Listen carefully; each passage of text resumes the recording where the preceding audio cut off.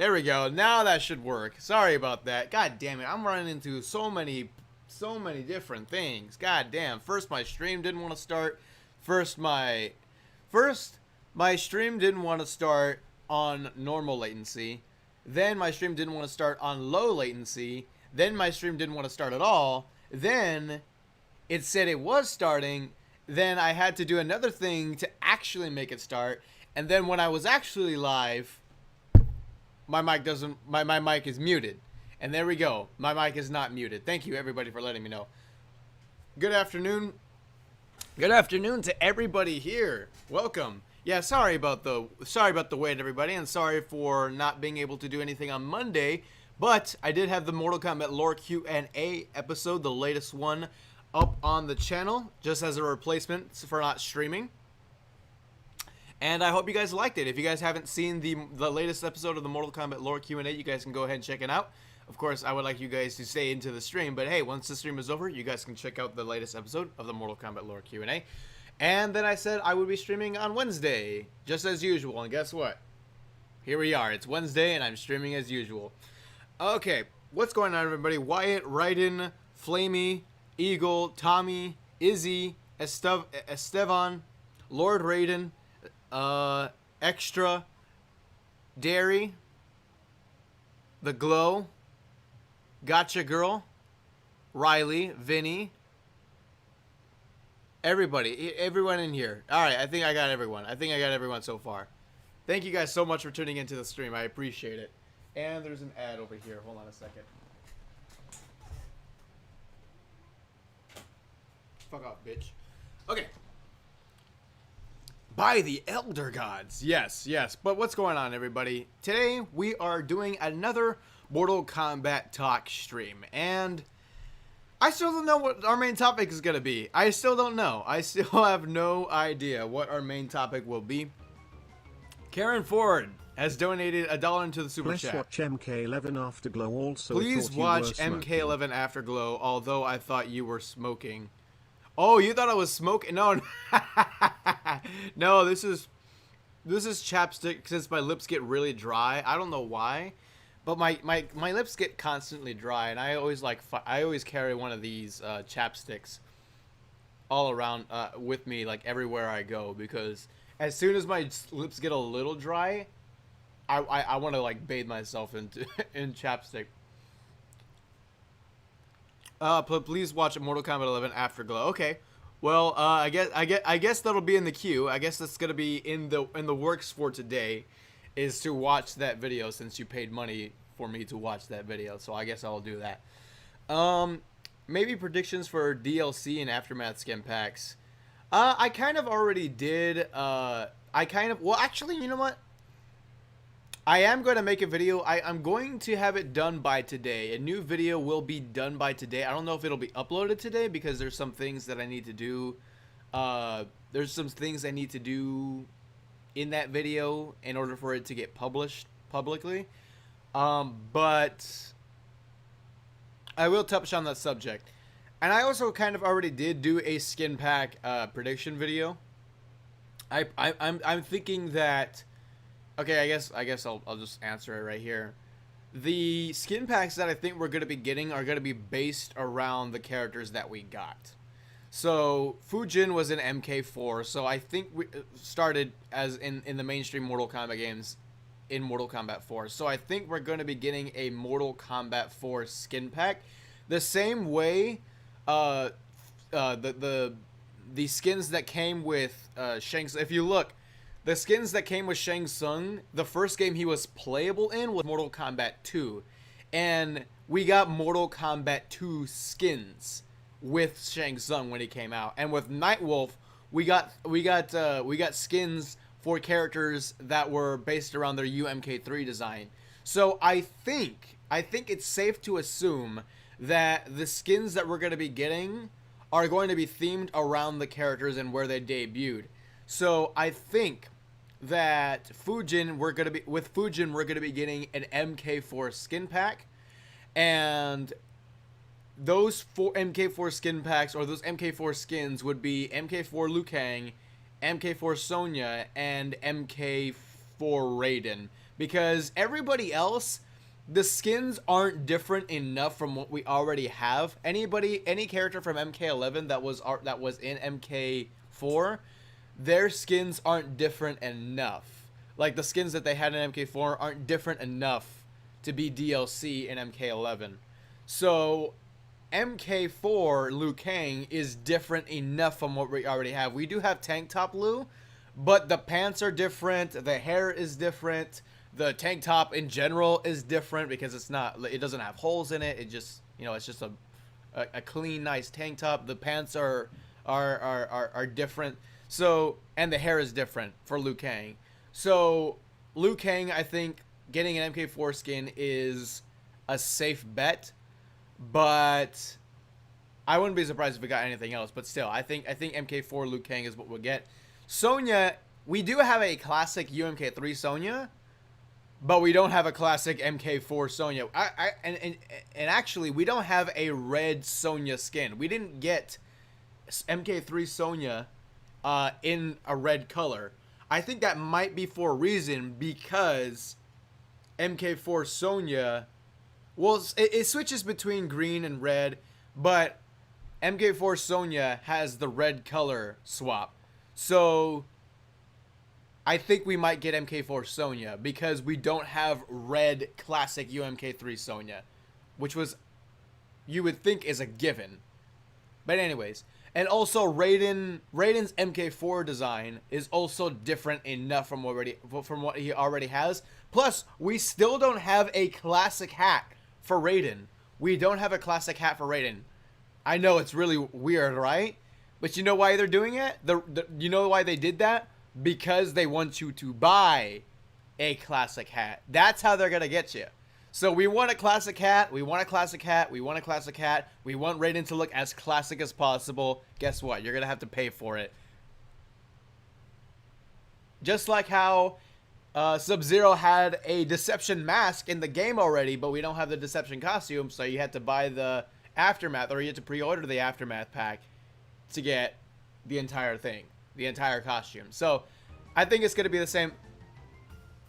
Rollins, thank you. Just put Melina in the game so Melina fans can just eat a cinnamon roll. Just put Melina in the game so Melina fans can eat a cinnamon roll.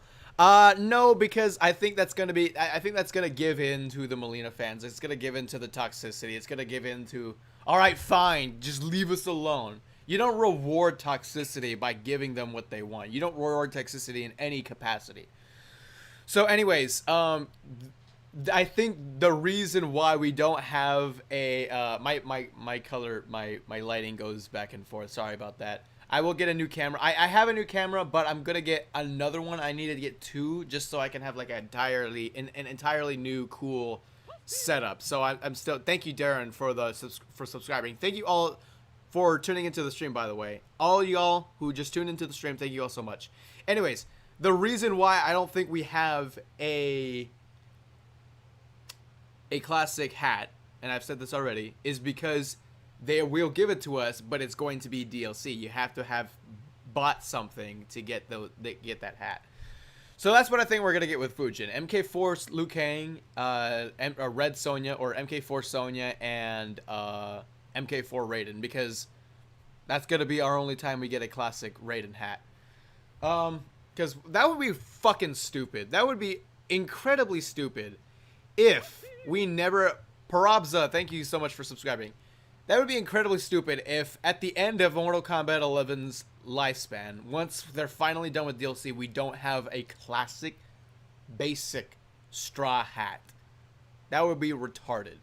So yeah, I think that's what we're going to be getting. And it's obvious. It's obvious. If you follow the pattern of what they're doing, with the skin packs and the characters that come with them, it's usually, the skin packs are usually based on the game that they were first playable in.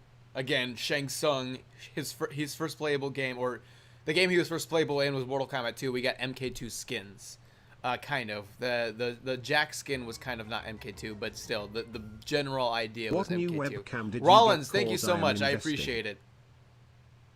What new webcam did you get? Because I am investing. This webcam, I'm using Logitech C920. So it's not really the webcam that's important. Honestly, if my advice to you, get this webcam just for starters because it's like $50, so that's easily affordable. The most important thing is your lighting. I have a lighting light right here that makes the camera look a lot better than it actually is. Because if I turn it off, look how garbage it looks. Look at look how garbage it looks.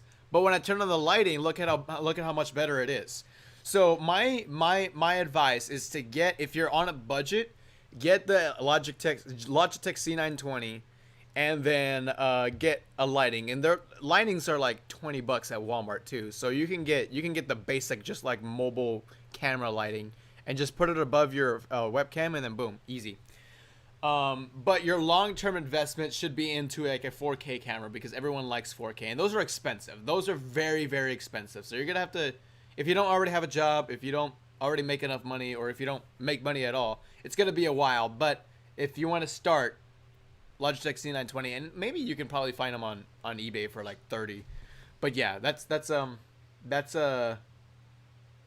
what I recommend. That's my advice. Anyways.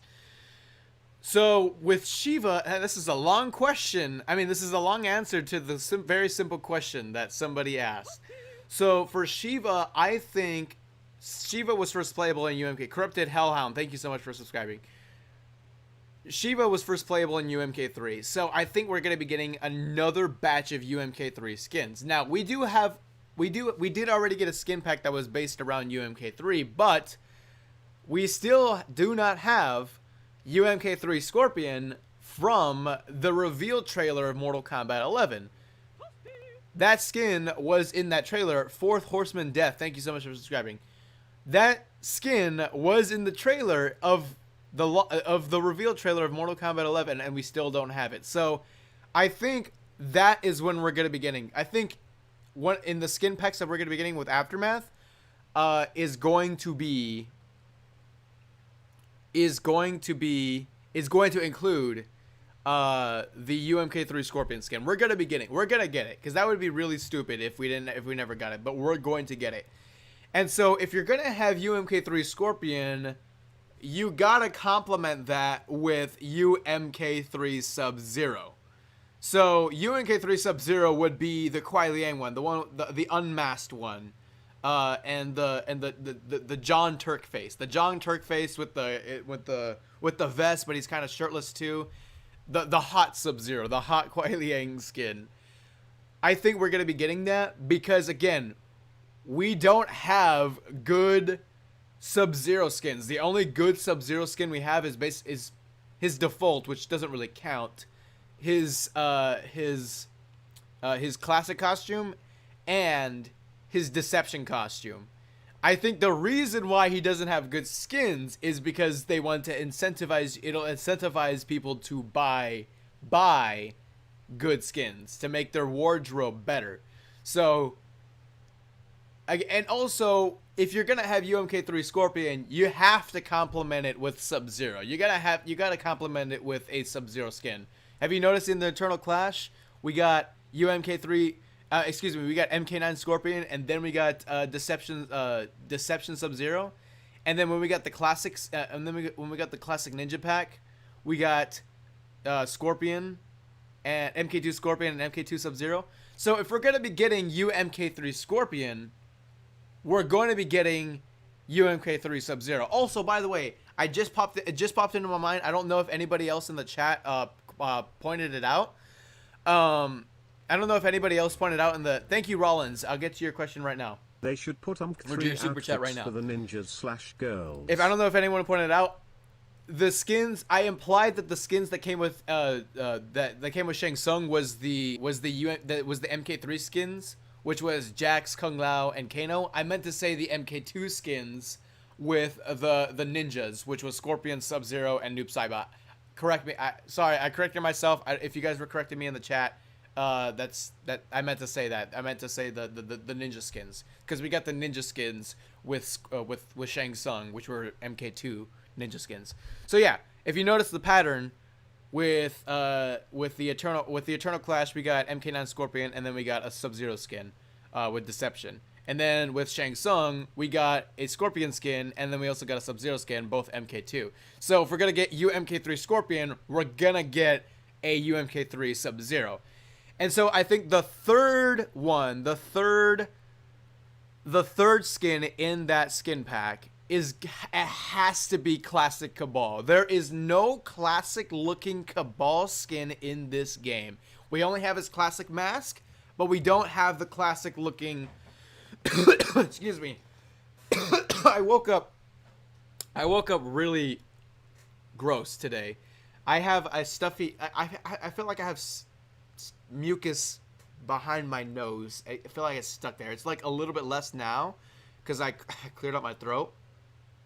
But yeah, not a good morning to wake up. But anyways, we don't have Classic Cabal. Cabal does not have a traditional, normal-looking skin that isn't in his Revenant form. All we're really asking for is his default skin in his human skin, in his non-Revenant form. We don't have that. And the skins that are kind of like that are in non-burned skins. So the one where he has the vest and shit, he has normal skin. He's a human, but we don't have the one where he has burned skin. So I feel like the reason why we don't have just a classic traditional looking human burn version of Cabal is because it'll incentivize us to buy one. I was thinking, what was I going to say? To buy one of those skins. See, that's how they get you. That's how they trick you. There's a reason why some characters don't have good skins, because you got to buy them.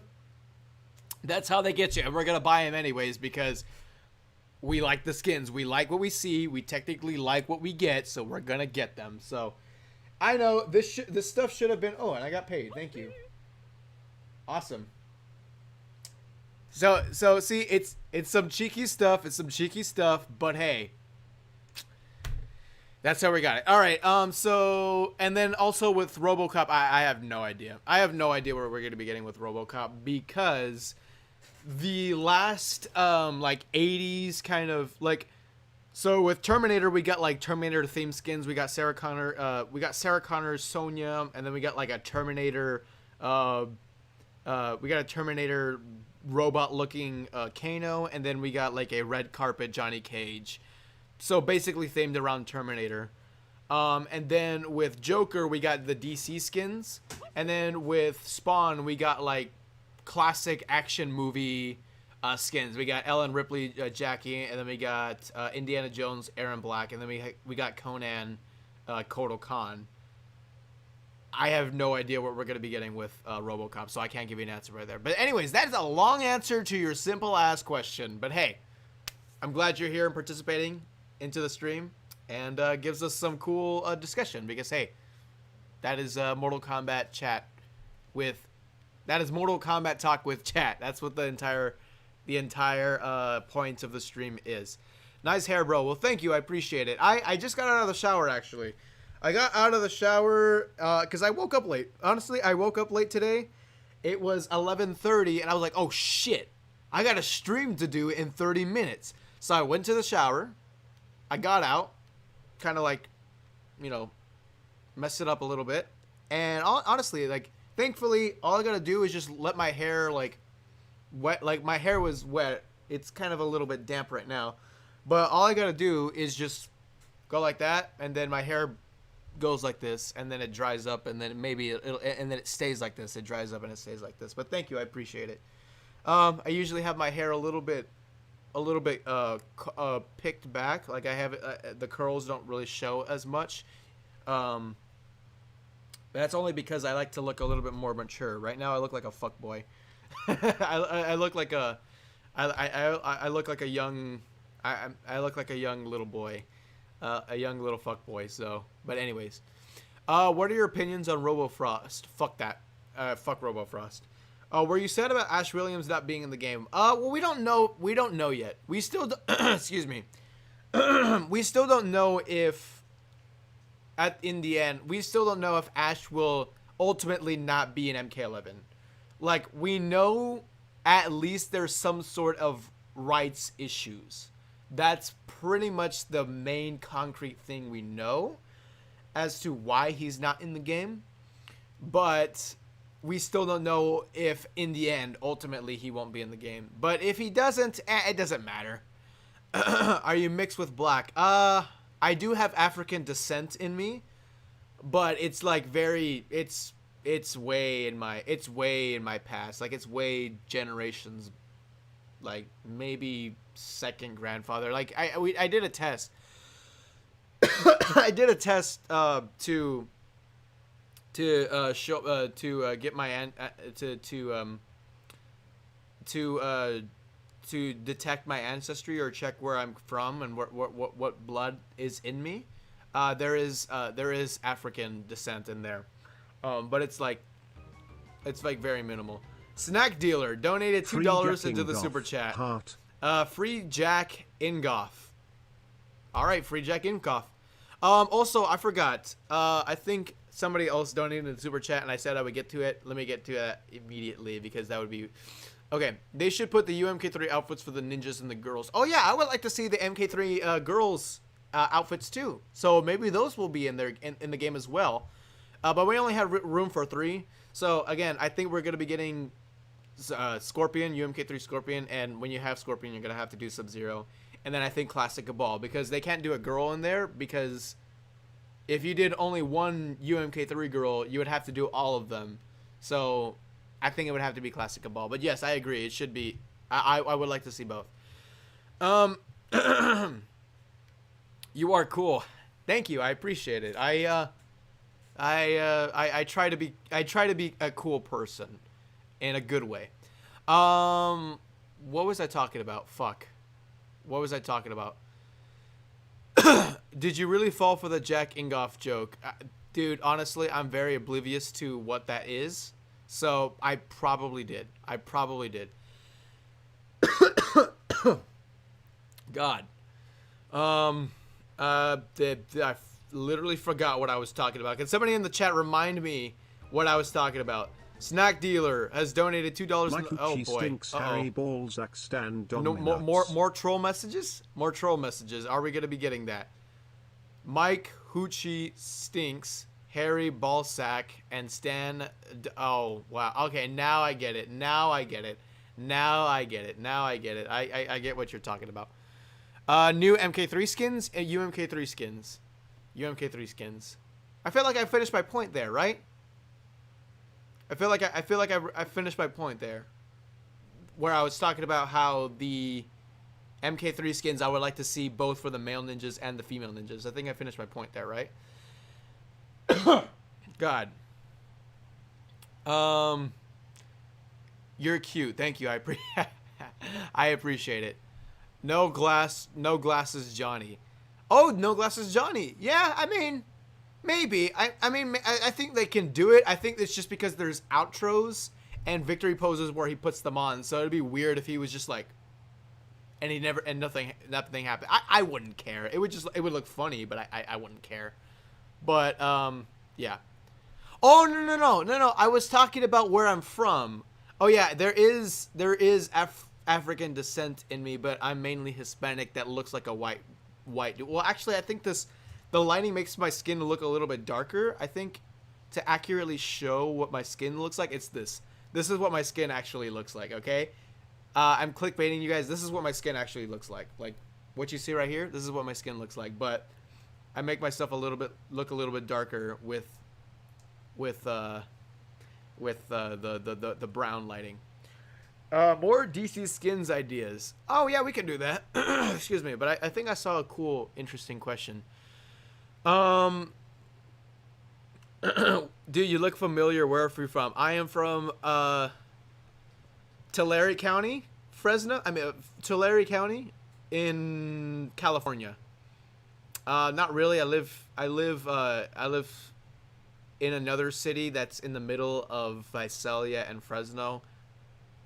I guess if you're from the 559 era, you may have seen me around because I travel a lot. Well, I don't travel a lot, but I do a lot of business in Visalia, and then I also have been to Fresno bajillions of times because it's like 20 minutes away from me. Excuse me. Jesus. Fuck. Man, I woke up hella sick. I think. I don't know. I don't feel bad. The only thing that makes me feel gross is just, again, the stuffy nose. Like, it's not even a stuffy nose. It's just like mucus is inside me. It feels gross. That sounds disgusting. You guys don't need to know that. You guys come here for Mortal Kombat stuff. We don't need that. Anyways, more DC skins ideas. Oh, Riddler Collector. Riddler Collector would be awesome. Riddler Collector. Riddler Collector. That's a good one. You guys gotta admit, that's a good one. Riddler Collector. I'm trying to think. I'm trying to think of like 3 off the top of my head. Green Lantern Johnny Cage. Green Lantern Johnny Cage. Riddler Collector. Johnny Cage in the Green Lantern suit would be awesome. And then the different skins, like the different colors, would be the different lanterns. So that would, again, that would be awesome. You guys can come up with them. Somebody help me out. Somebody help me out. I'm trying to think. Oh, yes, the Batman Sub. Oh, well, somebody said that in the chat. I was gonna say Batman Sub-Zero, that is based off of his MK versus DC ending, because he turns it to Batman in his MK versus DC ending. So yes, Batman Sub-Zero, Green Lantern Johnny Cage, and Collector. Riddler Collector. I think those would be awesome. Shao Kahn as Atrocitus. Yeah, I can see it. I think it's because of the same voice actor. Atrocitus' voice actor from Injustice 2 is the same one is the same for Shao Kahn in MK11. Mr. Freeze. Okay, oh my God. Excuse me, guys. I apologize. I thought I had water in here.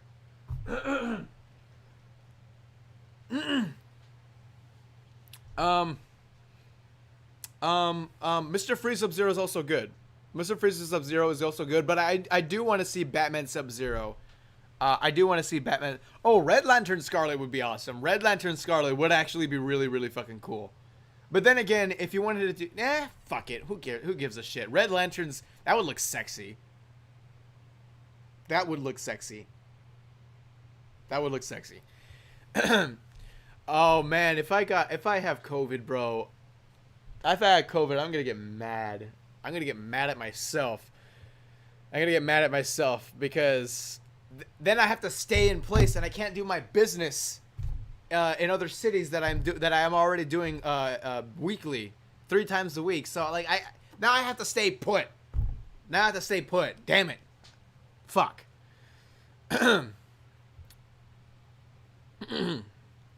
Sinestro Shang Tsung.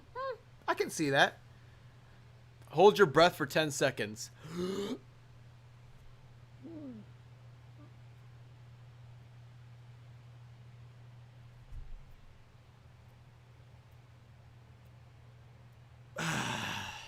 I don't know what that was doing, but I did that for entertainment purposes. Almost 69 likes. Awesome. Well, 69 likes is all right. But yeah, remember, guys, if you guys can't remember, there's different ways to support the stream. There's, of course, viewing. There's, of course, the super chat. But the simplest thing you guys can probably do, the most simple thing that I ask you guys is to leave a like on this stream. The more people leave a like on this stream, the more it gets on the recommended feed. So the more it gets on the recommended feed. So when people search Mortal Kombat, they'll probably tune into my stream. And then we get more people in here, and then we have more people enjoying themselves. So if you guys could leave a like on this stream, I would really appreciate it. That would be awesome. Would you prefer having separate game for horror guest characters or just keep MK? Well, yeah, I would like that.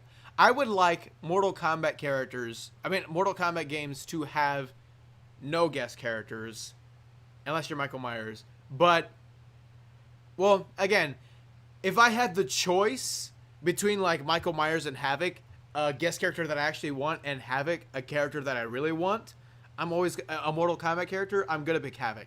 I will always pick Havoc. No matter how much I want Michael Myers in the game, I'll always pick Havoc. But yes, my dream is for a Mortal Kombat game to not have guest characters.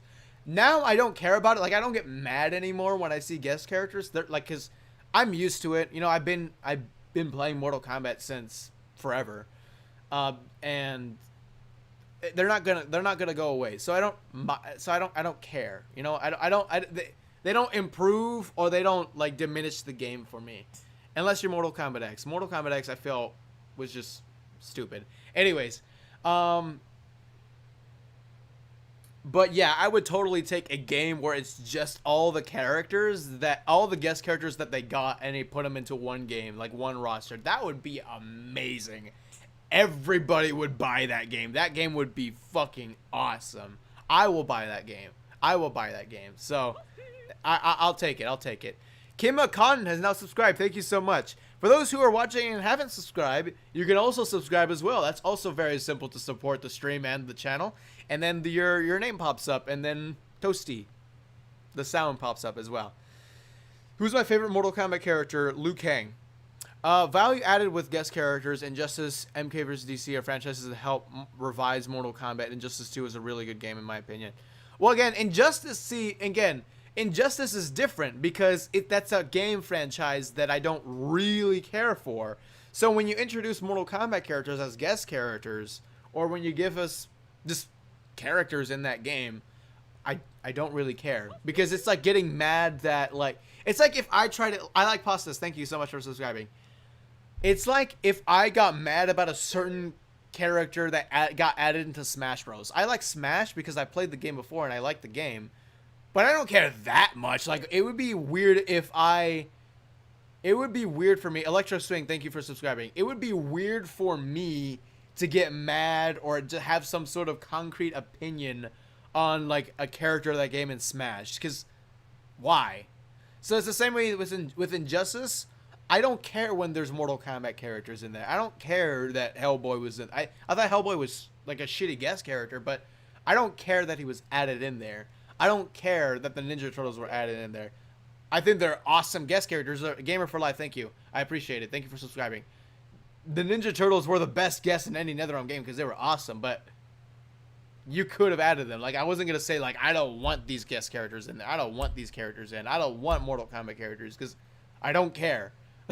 And also, like, as a Mortal Kombat fan, as somebody who doesn't like who isn't that much of an Injustice guy, if you're going to put a Mortal Kombat character in there, I'm going to play it. The same way, if you put a Mortal Kombat character in Smash, I'm going to play it. Now, I'm going to get Smash eventually because I like Smash, but I will force myself to buy a Switch and Smash. Oh dear Gomez, thank you so much for donating into Super Chat. Shaolin Monk's skin. Want to see Chameleon back and Shaolin Monk's and Sub-Zero Shaolin. Oh, that would be awesome. Shaolin Monk's Sub-Zero skin would be amazing, and I do want to see the female Chameleon back as well. I'll take any Chameleon, but if I had a choice, I would want to see female Chameleon, because I want to see how the female ninja mixture of moves would work more than the male ninja mixture of moves would be. And also, Chameleon has more of a story. That would probably make me want to see male Chameleon more, because that would expand on his story and that would actually give him a story. But, I would like to see female Chameleon more. Also, female representation. Put more females in the game. It's always going to be good. But yeah. Do I want Smoke? Oh, yes. I want to see Smoke for sure. I really do want to see Smoke. I don't think we're going to be getting him, but I will never not take him. Would you have preferred MK9 skins for past characters in the story? Not really. I don't like MK9's Kitana because she looks like a belly dancer. Kitana's not a belly dancer. Get the fuck out of here with that shit. Also, Sonya looks like a fucking porn star. Looks like a parody military. Rockets fan, thank you so much for $5 in the super chat. Will there ever be a more obnoxious costume than Infrared Scorpion? Has there ever been, or will there ever be a more obnoxious costume than Infrared Scorpion? Huh, let me think. Oof, I'm trying to think. No, I think Infrared Scorpion is like one of the weirdest skins we've ever got. Like one of the most eye-hurting skins that we've ever got. Imagine putting the Infrared Scorpion skin on the Sky Temple at MKX, the laggiest stage in the game, the one where it messes with your eyes because of the lightning too. Ew, like, oh god, that's just gross. No, I can't think of any. If anybody has any other thoughts on that, put them in the chat, because I have no idea what other obnoxious skin that would be. Yeah, I forgot what I was saying before then. Oh, MK9 skins for the past character. I mean, for some characters, yes. Like, I would like to have seen MK9 Scorpion in story mode. That would have been awesome. I would have liked to see... Well, Liu Kang was kind of the same, so it doesn't really matter. I would have liked to see an MK9 Kung Lao. Yeah, I would like some of the MK9 skins to reflect on the... Because they came from that time. So... It's another one of those retcon things. It's another one of those visual retcons, but some of them are good. Like, I think Kitana's default skin in MK11, I think, is better than her MK9 skin, but it's not by enough. Like, I don't get the sense of assassin, and I don't get the sense of royalty from her character the way all Kitana skins should aspire to be. They should say something about the character. And MK9 Kitana says belly dancer. MK11 Kitana says something. It says something. It's okay. It's just not a good enough Kitana skin for me. But yeah, for some characters, yes. For some characters, yes. I would take them. Your channel is awesome, Bruss. Thank you. I appreciate it. I appreciate that you think my channel is awesome. And thank you for your support. I appreciate you in the stream. Do you think we will get MKX Scorpion skin? I think it's possible. We could probably get that. It'll be weird if we got MK9 Scorpion and we didn't get, and we have MK11 Scorpion. It'd be weird if we only have MK9 Scorpion and we didn't get MKX Scorpion. I don't know. I don't really like MKX Scorpion. I think it would look good in the graphics, but I don't really like MKX Scorpion because of all the belts that are on him. Like, why do you have arm belts? Why do you have belts on your chest? Why do you have belts on your thighs? Why do you have belts on... Well, you can have a belt on your waist, but you have, like, a lot of belts around yourself. And there's, like, belts on his neck, too. Like, little, like, straps on his neck. Why do you have belts? Why do you have belts? So, I don't know. And also the mask... Well, the mask is okay. But MKX Scorpion isn't one of my go-to skins. So I'd be completely happy if that wasn't in the game. Injustice 1 Scorpion. Oh yeah, I would like to see the Injustice skins in this game. Actually, I would like to see the Injustice skins in this game. I want them to be in this game. I'm surprised that they're not in, but maybe they will be DLC. We don't know. Why can Liu Kang summon and become an MK Dragon? Chi power. So Chi power. It's Chi. The same way he can throw fireballs comes from his inner Chi, which is life energy. So just the energy inside him when he, as a Shaolin monk, that's what they mainly focus on, is their chi, their inner chi. So that's the answer to the question. Easy stuff. Remake Robo. Well, we kind of have that. I don't think we're actually gonna get that, because why would you ever want that skin? But there's a way to make it. There's a way to make it look like. There's a way to make your RoboCop look like the reboot RoboCop. How is Kintaro a Shokan but it looks nothing like any other Shokan? It's like different races. It's like different ways the Shokan look. You know how, like, I'm trying to think of an example. I guess it's like different, categories of Shokan. Like there's like the cat. There's like some Shokan that look like cats or tigers. There's some Shokan that look like half dragon, half human, even though they're all half dragon and half human. There's some that kind of look like tigers. There's some that have like that blood in them. Shiva kind of has the stuff that Goro has. So it's just like different types of Shokan. That's what I'm trying to say. Kintaro should be. Oh yeah, I would like to see Kintaro. I think Kintaro is long overdue to have his showing, to have his game, the same way Goro has had plenty of games where he had his game, and Shiva now has MK11 as her game. So I think up next is Kintaro. Why is Cabal a bad guy in MK11? Retcon, another retcon.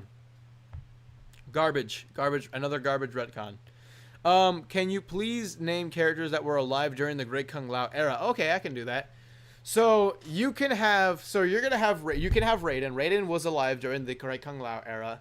Fujin was alive during the Great Kung Lao era. Shao Kahn was alive. Katana was alive. Shang Tsung was alive. Mileena was alive. Reptile was alive. Quan Chi was alive. Goro was alive. Kintaro was alive. Shiva was alive.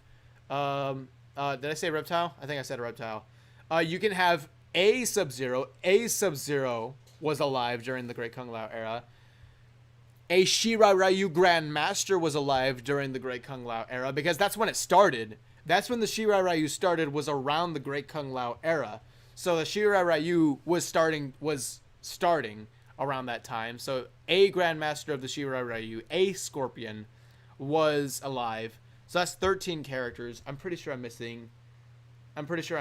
Oh, also, in MKX, there was these portraits of different characters that were alive during the Great Kung Lao era. There was a Kenshi, or one of Kenshi's ancestors that was also blindfolded, which was a female Kenshi. Basically, female Kenshi was alive. So that's 13 characters.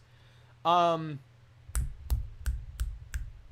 know there's one that there's one that I know that was alive during that time. God damn it. Fuck. Oh, well, you can have a Chameleon. That wasn't the one I was thinking, but a Chameleon was alive because there's a Terrans. So they're just as old as Reptile. So a Chameleon, you can have the Chameleon. That's 15 characters. You can put both Chameleons in there. So that's 15 characters. Oh, I'm sorry, Jade. Jade was alive. Why did I fucking forget that? Jade was alive. So that's 17 characters. A Nightwolf. There we go. A Nightwolf. They're teasing a female Nightwolf. So awesome. More female characters and a hot. We're gonna get hot Nightwolf. Hell yeah. A Nightwolf was alive. That's 17 characters. Yeah, guys, we add like 3 new characters. 20 character roster as a reboot game. You're basically set. You're set. That's 20 characters right there that you can put into the game. Easy. So a Great Kung Lao era, a game that takes place in the Great Kung Lao, could work with characters that we already are familiar with. So, hey. Oh, Rain. Rain was alive too because he's an Adenian. Easy stuff. Yeah, that's 21 characters. You can easily make a roster. So, Boraicho also 22 characters. See, this stuff is easy. Oh my god. Tanya, 23 characters. 23 characters. You're already approaching the default, very minimum requirement threshold to have a full character roster. This stuff is easy. Well, I don't know about Li Mei. Because she looked a little bit young. Or she was a little young and not like, she wasn't like a teen. Whoa, what the hell? What the fuck? My webcam just went completely bonkers. I don't know about Li Mei. Maybe. But yeah, guys, like, we have plenty of characters. We have plenty of characters. Like, almost a 25 character roster. With new characters added in. Well, you can 25. You can have the Kung Lao himself, Great Kung Lao himself. So that's 25 characters. You have 25 characters right there. You can make a Great Kung Lao era game. It's easy. How would you feel to have Darth Vader as a guest character? You know what? Honestly, that sounds ridiculous, but I actually would want to see that. I would want Darth Vader to be an MK. That sounds fucking stupid and retarded, but I want it. I want it. Was Kotal alive then? No. He was very young, like, before MK1. So, no. He wasn't alive. Oh, God. Oh, Odir Gomez is now donating $2 in Super Chat. Scorpion skin from MKD. Would you want to see Monster Scorpion skin? Oh, sure. I'll take it. That would be awesome. That would be so fucking cool if we got Monster from MK Deception, something super obscure. An obscure thing from the 3D era as a skin. I think that might be my default Scorpion skin. That might be my default Scorpion skin. That would be awesome. They're not going to do it. But that would be amazing if they did that. Are you active on Instagram DMs? No, I am not even active on Instagram at all. Like, the only time I'm active on Instagram is when I want to post something, post a picture. By the way, follow me on Instagram. If I want to post a picture, or if I log in to just give my friends some likes. Like, I usually log in maybe daily or maybe every 2 days. But I'm just that guy who gives my friends likes on their posts. So that's what I'm mainly on Instagram for, if it's not to post pictures of myself. Brusque Poet. Junior just says Brusque Poet. Junior. Anyways, Pepsi Man MK11. Yeah, dude. Pepsi Man. Fucking yes. King Jared was alive. Yeah, maybe he could be a playable character. Maybe he could. Oh, Sindel. Sindel was also alive. Oh. No, never mind. No, he wasn't. I don't know. We don't know. Because we don't know when Edenia was conquered. We don't know when. I don't think we know when Edenia was conquered. So maybe Sindel is alive. I don't know. Ashra. It could happen.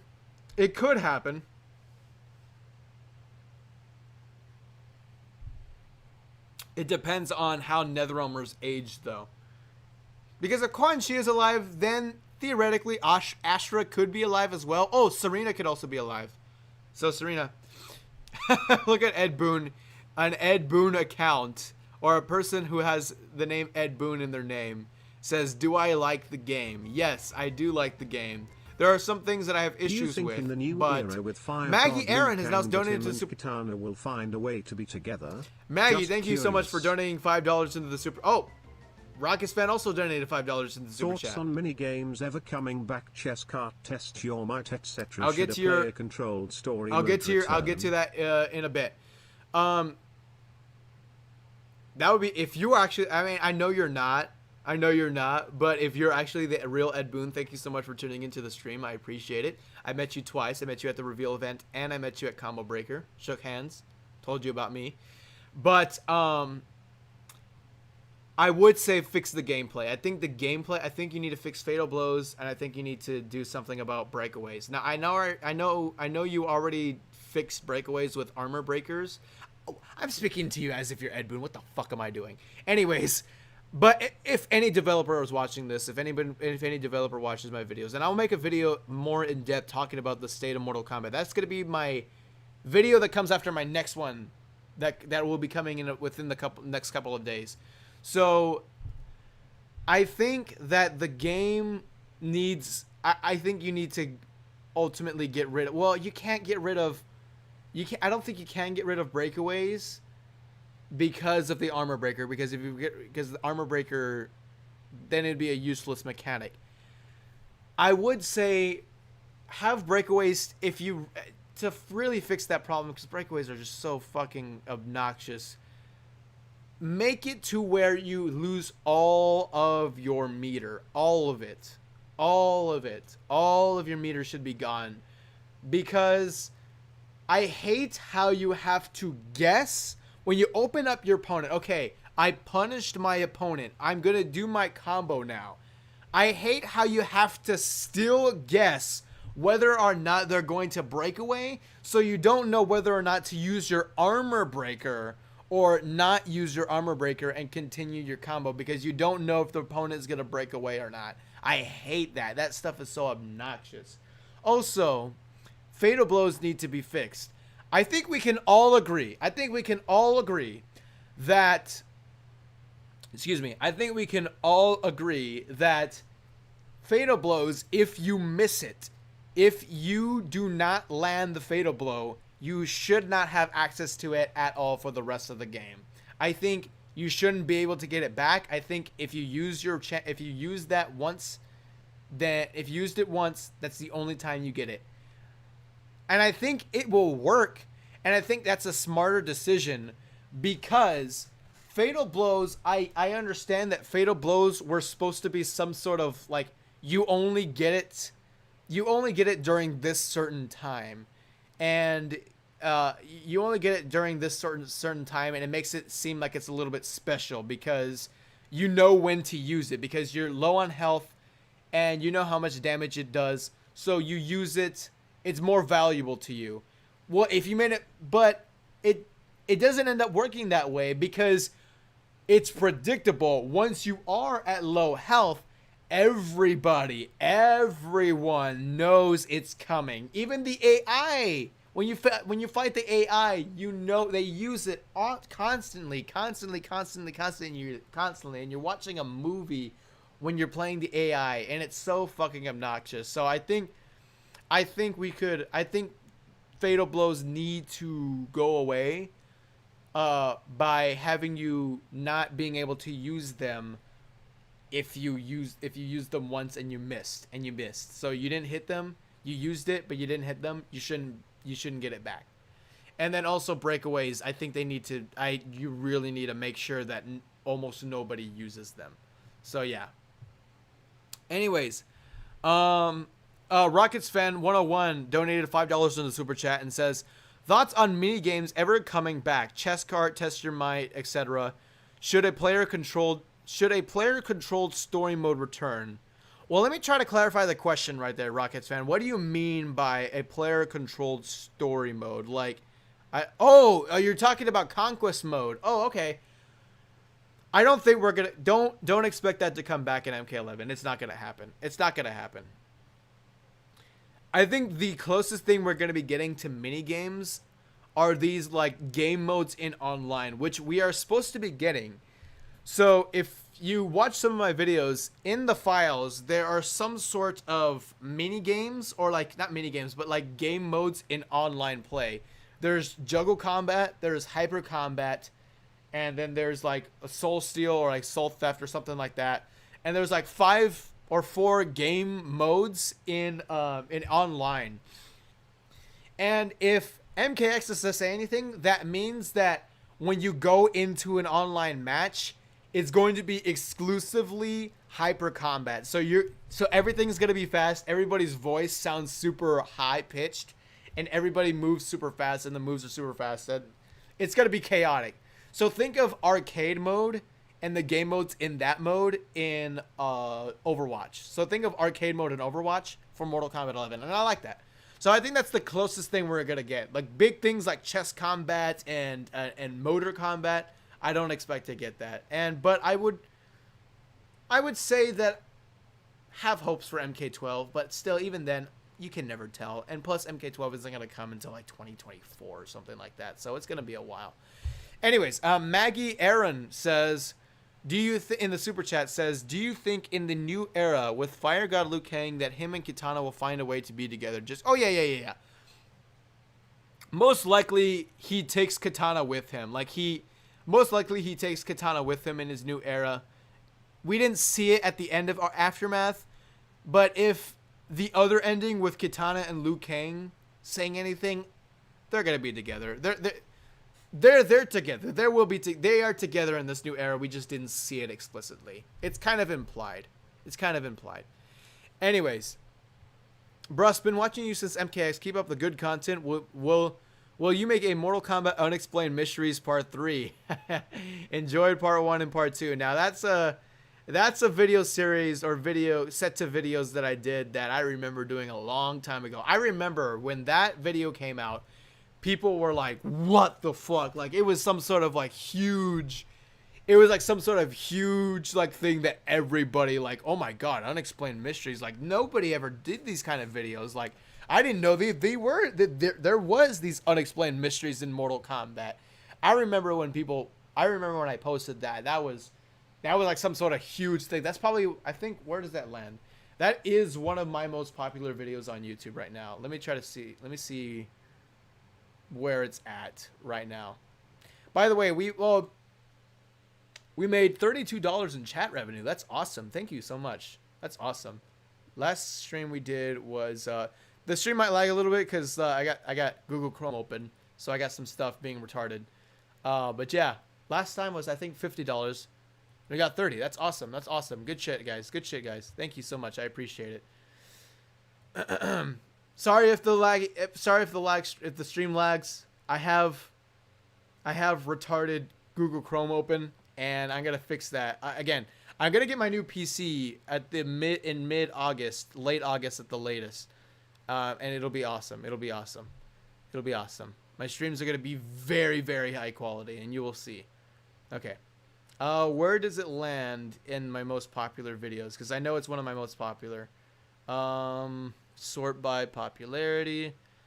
Mortal Kombat Unexplained Mysteries of Mortal Kombat currently has 800,000 views. That is my third most popular video, and the second one, part 2, was also successful, but it's not one of my most popular. It's not in the top 10, but that was also a very successful video. But yeah, maybe I will.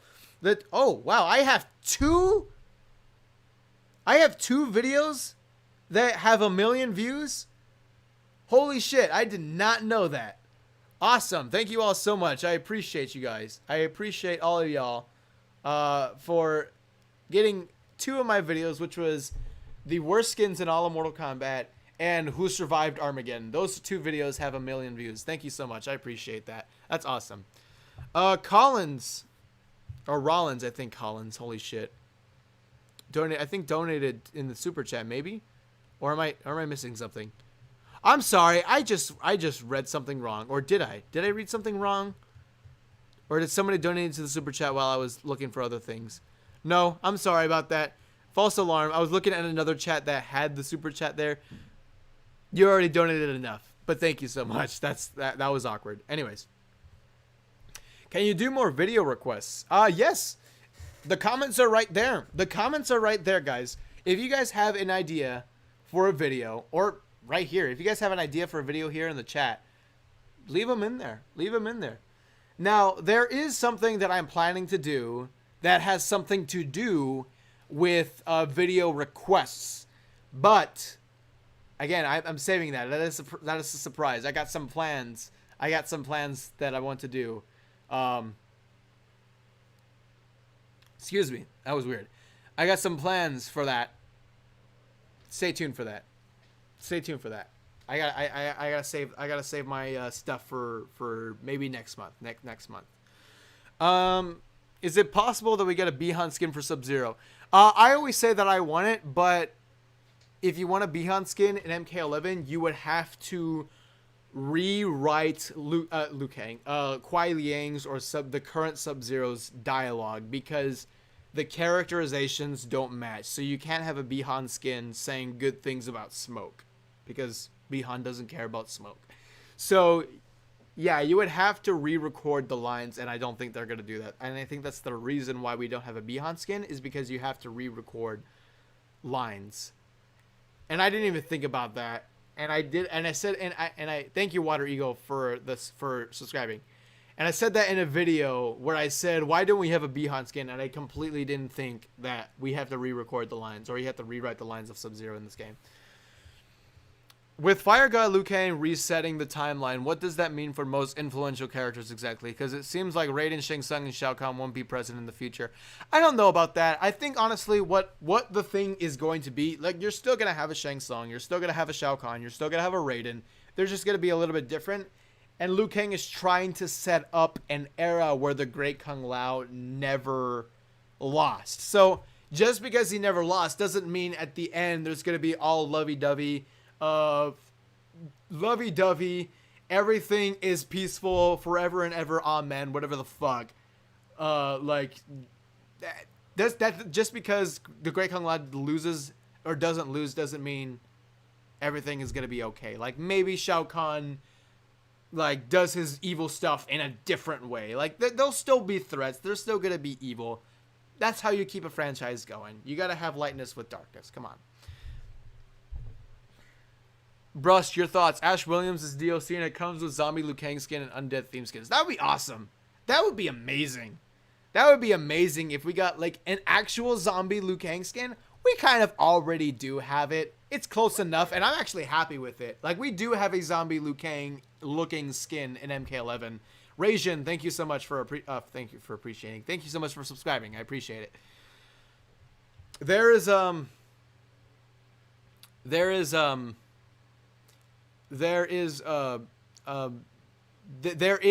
zombie Liu Kang skin in the game that isn't exactly like zombie Liu Kang from Deception, but it's close enough and I like it. The White Lotus as the MK12 final boss. The White Lotus would be that wouldn't work because the White Lotus is on the side of Earthrealm. Injustice 3 video. Don't expect me to make Injustice content, honestly. I mean, I will make Injustice videos, but don't expect me. Pablo, thank you for subscribing. I appreciate it. I will make Injustice videos if Injustice 3 is the next game, which I'm hoping it's not. If Injustice 3 is the next game, I will do it here and there. There'll be slices of them, like, spread out, but don't expect me to cover the game the same way I did with Injustice 2 and the same way I did with MK11 and MKX, because again, I'm not enthusiastic about the franchise, and I don't want to pretend that I am enthusiastic about the franchise. I will play the game, I will still play the game, and I will still buy the game, but I'm not going to cover it as much as I do with as I did with MK11 and Injustice 2 and MKX and just Mortal Kombat in general. So I'm really but if it's not Injustice 3, I'm gonna cover whatever the hell the next game is, because that excites me. Because if it's a new IP, that excites me, because I want to see like new stuff. I want to see new shit, new creations. I want to see that stuff. But if it's gonna be a Marvel vs. DC game, which is rumored, or a Marvel game of some sort that's rumored to happen, oh, I'm gonna be super excited. Like that will get me excited. Like I'm hyped for that, especially MK versus DC. But if it's just a Marvel game, even then I'd be hella excited. Then I'll be enthusiastic. Then you'll expect me to actually cover the game the same way I do with MKX, or the same way I did with MKX, MK in general, MK11, and Injustice 2. Injustice 2, like, hey, I cover that game a lot. So yeah.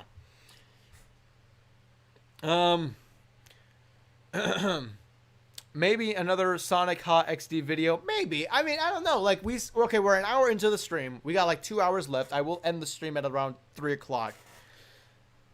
I don't know, guys. I still don't know our main topic. All right. Usually like the only time where I came prepared as to what topic I wanted to focus on. Ouija, thank you so much. 911. Thank you for subscribing. Was the tier list, which is the first stream. The second stream, I had no idea what to do. Third stream, I didn't know what to do. We ended up doing more video reactions. Tenashes, thank you so much for subscribing. Maybe another tier list then. I don't know. I don't know. You guys can throw in your ideas, and if there's one that I'm like, all right, that's the one I'm getting, then we're doing that one. But could be a mixture of both. Could be a mixture of a couple of things. We don't know. How about a horror fighting game? Yeah, we were talking about that earlier in the stream, that I would love to see a horror fighting game. I don't think it's going to happen. They did say, oh, fuck. Yes, I'm sorry, Karen. I am so Karen, thank you. MK11 Afterglow. You paid money for me to watch that video. Okay, let me do that right. Let me answer this question, and then we'll watch that video, and then we'll go from there. They did say that they did talk about, there was discussions of a horror fighting game, but never did they imply, like in their wording, like in Edwin's wording, never was it implied that they wanted to go forward with that, or like that would be something that they're actually going forward the same way they were saying stuff about a Marvel game. So yeah, I'm so sorry about that. Karen, goddamn it, you already paid money. You didn't have to pay. You paid money for me to watch a video. You didn't have to do it again. I'm so sorry. That was my fault. My fault completely. My fault completely. My fault completely. Okay. Alrighty. Let us go onto the YouTubes. Go to the YouTube right now. Go to the YouTube and search Mortal Kombat Afterglow. Let's see what we got. This person paid money for me to watch this video. I have to watch this. Okay. I'm searching it right now, and then I'll switch screens just in a bit. MK11 Afterglow.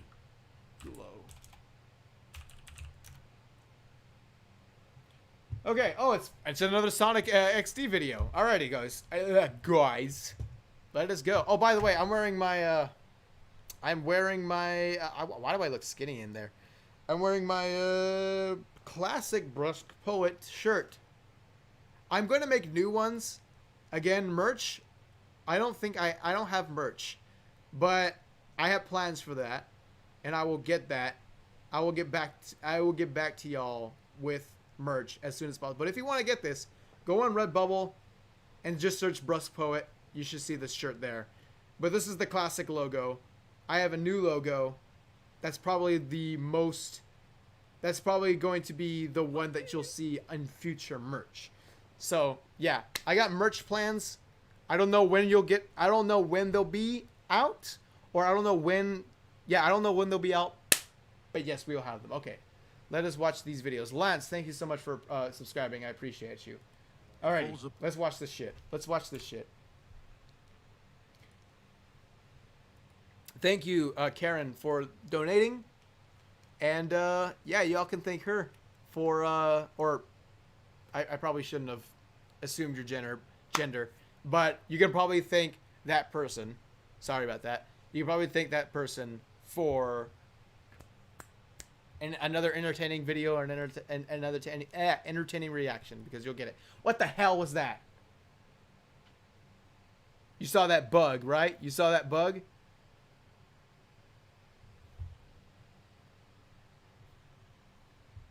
Wherever you are, I will find you. Okay. All right, let's go. Hold up, put a second.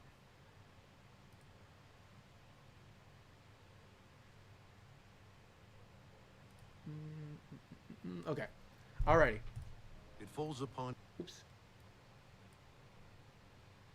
you to architect a new history. Then together, I'll tell you. Liu Kang. Oh boy. Oh boy. Uh-oh. Uh-oh. That. Uh-oh. Oh my god, let me watch that shit again. Okay, I've already got my ass laughing. Okay, hold on. It falls upon you to architect a new history. then together, I'll tell you. Liu Kang. Bruh. Stop right there, criminal scum! Shang Tsung? Beyonce? Why are we listening to Beyonce? this Yeah, I've seen that joke snake? Because I am a snake who's toiled beside Kronika, learning Disrespectful. how long before you betray us. I find your lack of faith amusing. I always knew not to trust you. Kronika's worried about your loyalty. Cut the bullshit, Shang Tsung. You scheme against Kronika. You rigged the tournament. You serve only yourself. You lead no faction, Shang Tsung. In all previous timelines, you betrayed her. Please spare your attempts to curry favor. all words you utter are lies. Yet again, you betray Earthrealm. Are you surprised? Only that it took you so long. I find your lack of faith amusing. 10-10, need backup now. Beyonce? Stop right there, criminal scum!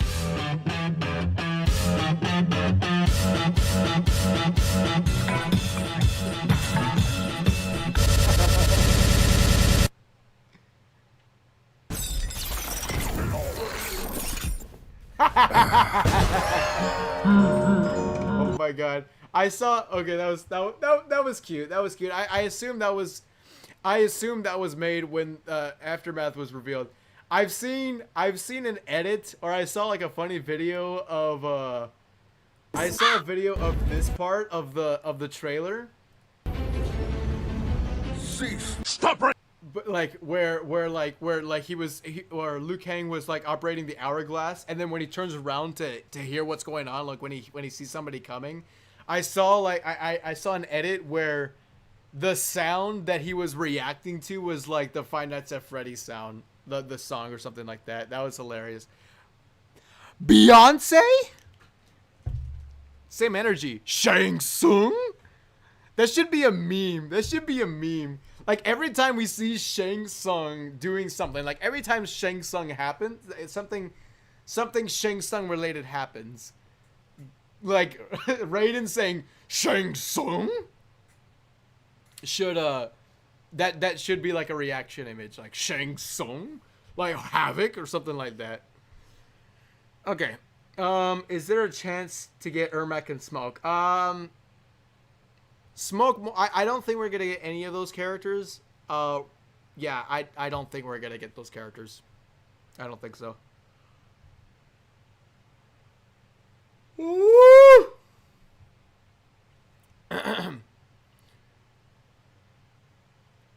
Onaga and MK12, first ruler of Outworld. He will be back. It's really a question.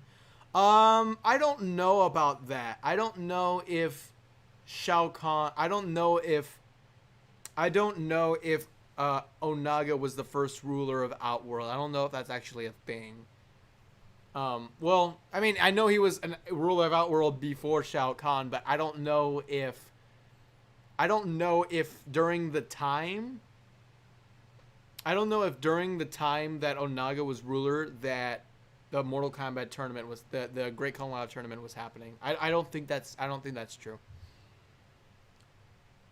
Can you watch all of Sonic XD videos today? Maybe. We'll see. I don't know. I don't want to constantly have the same streams over and over. I know they're fun and entertaining to watch, but for me, I don't want to have the same streams over and over again.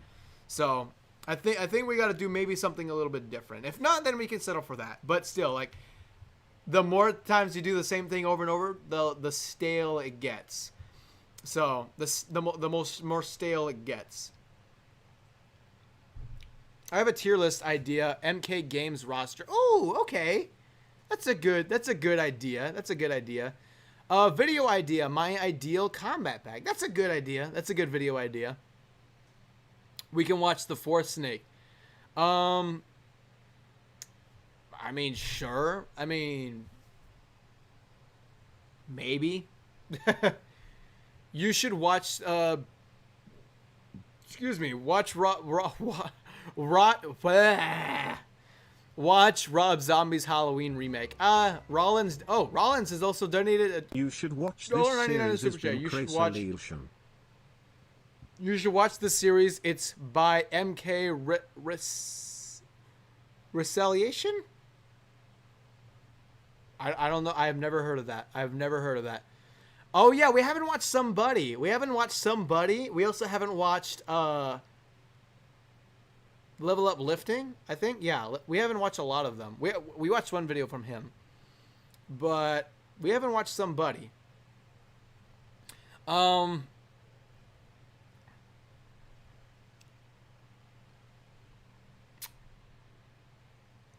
damn. God, I really woke up really weird. Sorry about that. That was really awkward. Watch Rob Zombie's Halloween remake. I wouldn't mind watching Rob Zombie's Halloween. I'm not on stream, of course, because I'm going to get copyrighted, but I wouldn't mind watching the first one. I think it's okay. It's the second one that's a fucking problem. That's a fucking problem. That is a problem. That is a problem. That you will give me. That I don't know if I will watch again. Watch History Behind the Warrior. I mean, if I watch History Behind the Warrior, like it's just gonna be me learning things that I already know. Like I already know the stories of these characters. And whoa, actually, you know what? You gave me an idea. I haven't watched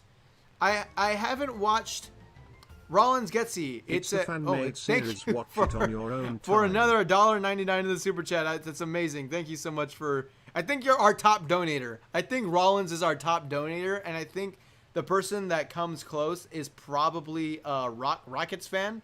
Rockets fan also donates a lot, and then also Karen. Karen also donates a lot. Thank you guys so much. I appreciate it. I really appreciate the support. History Behind the Warrior did have an exclusive reveal or an exclusive like interview with Sean Kittleson or something like that about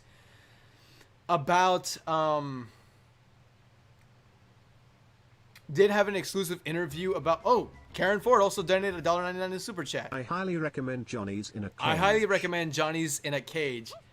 Hayden Bryant, thank you for subscribing. Okay, Karen, I will probably let's watch that. Let's watch that first. I mean, not first, but we'll watch that after. Again, okay. So, God damn it, you guys are giving me so much, and it's hard for me to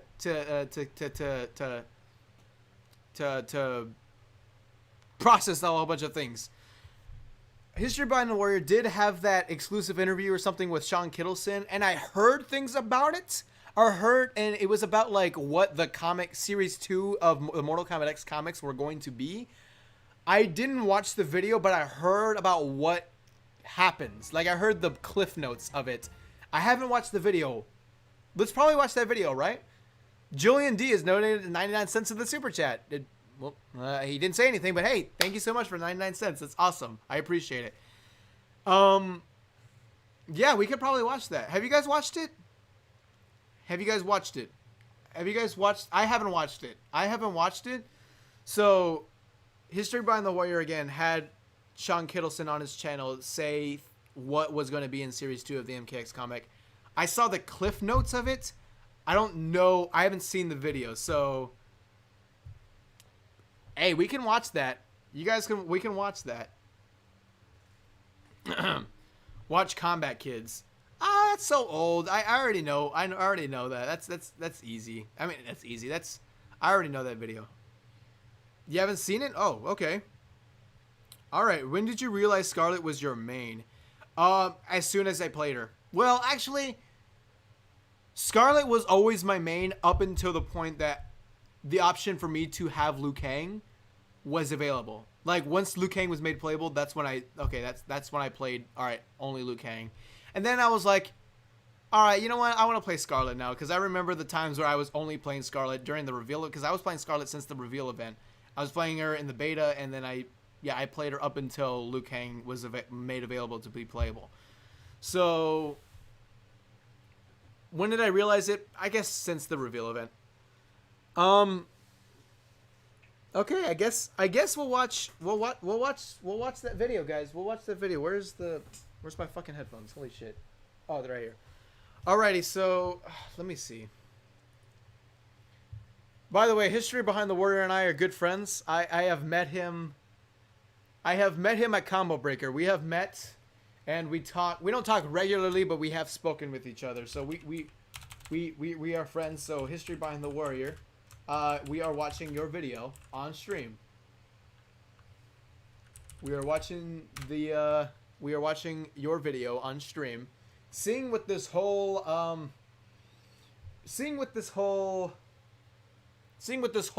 Series 2 of the MKX comic is all about. So let's see what's going on here. History Behind the Warrior is a friend of mine. It's awesome that he got Sean Kittleson on his channel. And I want to see this. Let's see. Okay. 27-minute video. Okay, this is going to be a while, guys. This is going to be a while. Okay. So, I'm going to be giving my thoughts on what I think about it. I heard the cliff notes. I need context. Again, this is what I said previously. I need context, but from the cliff notes of what I heard about what he was going to do with what Sean Kittleson was going to do with Onaga, I didn't like. But I want to see the context of what it was. So let's watch this, guys. Okay. I give him a dislike right now.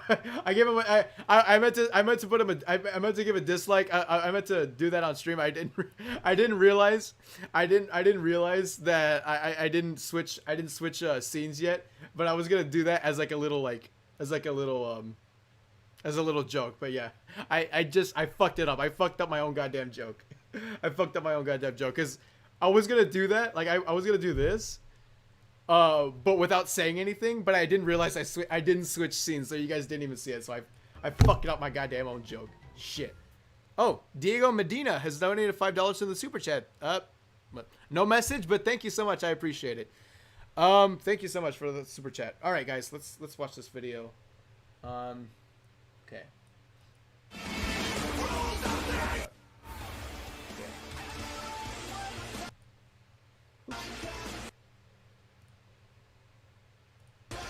Kombat's video. Hey guys, it's history behind the warrior. Thankfully, he doesn't have, like, I always skip the intros of people, like, when they have, like, cringy dubstep intros, like, I always skip them. Thankfully, history behind the warrior doesn't have a cringe intro. Big Meat Nibba donated $1 into the super chat. Thank you so much. I appreciate it. Okay. Brust, stream topic idea. Build your ideal MK. Oh, that's a good idea. That's actually a really good idea, because there's a website or there's something. I'm going to try to find it. But there's a site where you can actually build your own roster. I'm going to do that after this video. Well, actually, somebody told me to watch a video. Johnny's in Cage or something like that. I think it was Karen who told me to donate $5 or donate it into the super chat to make me watch the video. So that video, I'll do it. I'll watch this video. We'll finish this. We'll watch that Johnny's in Cage, and then to end off the stream, we'll watch. We'll do an MK if I have time, because if by the time I get to the ideal roster thing happens, and it's at like, and I don't have enough time, that'll be the next stream for sure. But yeah, let's watch this and video. welcome to another Mortal Kombat video. Now today, I'm very excited to bring you all some exclusive content to the channel. That's Guys, press 1 in the chat. Press 1 in the chat if the volume is okay, like his volume is okay, the video volume is okay, or press 2 in the chat if you need, if it needs to be raised a bit. The second series of the Mortal Kombat X comic book run that didn't in fact come to fruition. Now, as many of you do know, Watch Kano sucks. Big Meat Nibba has donated $2 in the super chat. The video's fine. Okay, awesome. Thank you so much. Thank you guys for letting me know, the ones in the chat. Okay, I already watched Big Meat. Thank you so much for the super chat, but I already did watch Kano Sucks in the first reaction, Mortal Kombat video reactions. So I already did watch that video, but thank you so much for the $2. it was a comic book series that did come out alongside the MKX game. This served as a somewhat prequel and a way of bridging the events of Mortal Kombat 9. By the way, once again, big shout outs to History Behind the Warrior for getting this. This is awesome. You're a friend of mine. We know each other. Here I am supporting your videos, showing them to my entire So these stream. comics are in fact canon, even if they aren't really mentioned or referenced to too much in the game. So this comic series has been around for a while, and it did end with quite a shocking cliffhanger. That being where a armless Goro brought an unconscious Kenshi before Dagon King, in order I know to about try the to deal website. with Red I got Dragon it. I'm Leader good. as he wished to regain his arms by becoming a vessel for Onaga. So the Dragon King will definitely feature here. But instead of me actually telling the story, why not let the man himself do the job for me? Ladies and gentlemen, I present to you the Mortal Kombat X writer, Sean Kittleson. Hey everyone, I'm Sean Kittleson, and Sup, Sean? if you're at this channel, you probably know my work best from Mortal Kombat X comic books, which I wrote for DC Comics back in the day, a couple of years ago. Or you might know me from my work as narrative lead and co-writer with NetherRealm's Dominic Cianciolo of Injustice 2 or Mortal Kombat 11, two games which I'm super duper proud to have my name on, that's for sure. As well as Mortal Kombat 11 Aftermath. So if you enjoyed that... How long is the video? It's like 27 minutes. So I think we'll be fine. Because I don't expect the other video that Karen asked me to watch is long. So I think we'll have time. If not, definitely next stream. If you enjoyed any of those where I create my own roster, like we're creating my ideal roster. Games or the comics, then you know my work a bit. And what am I doing here today?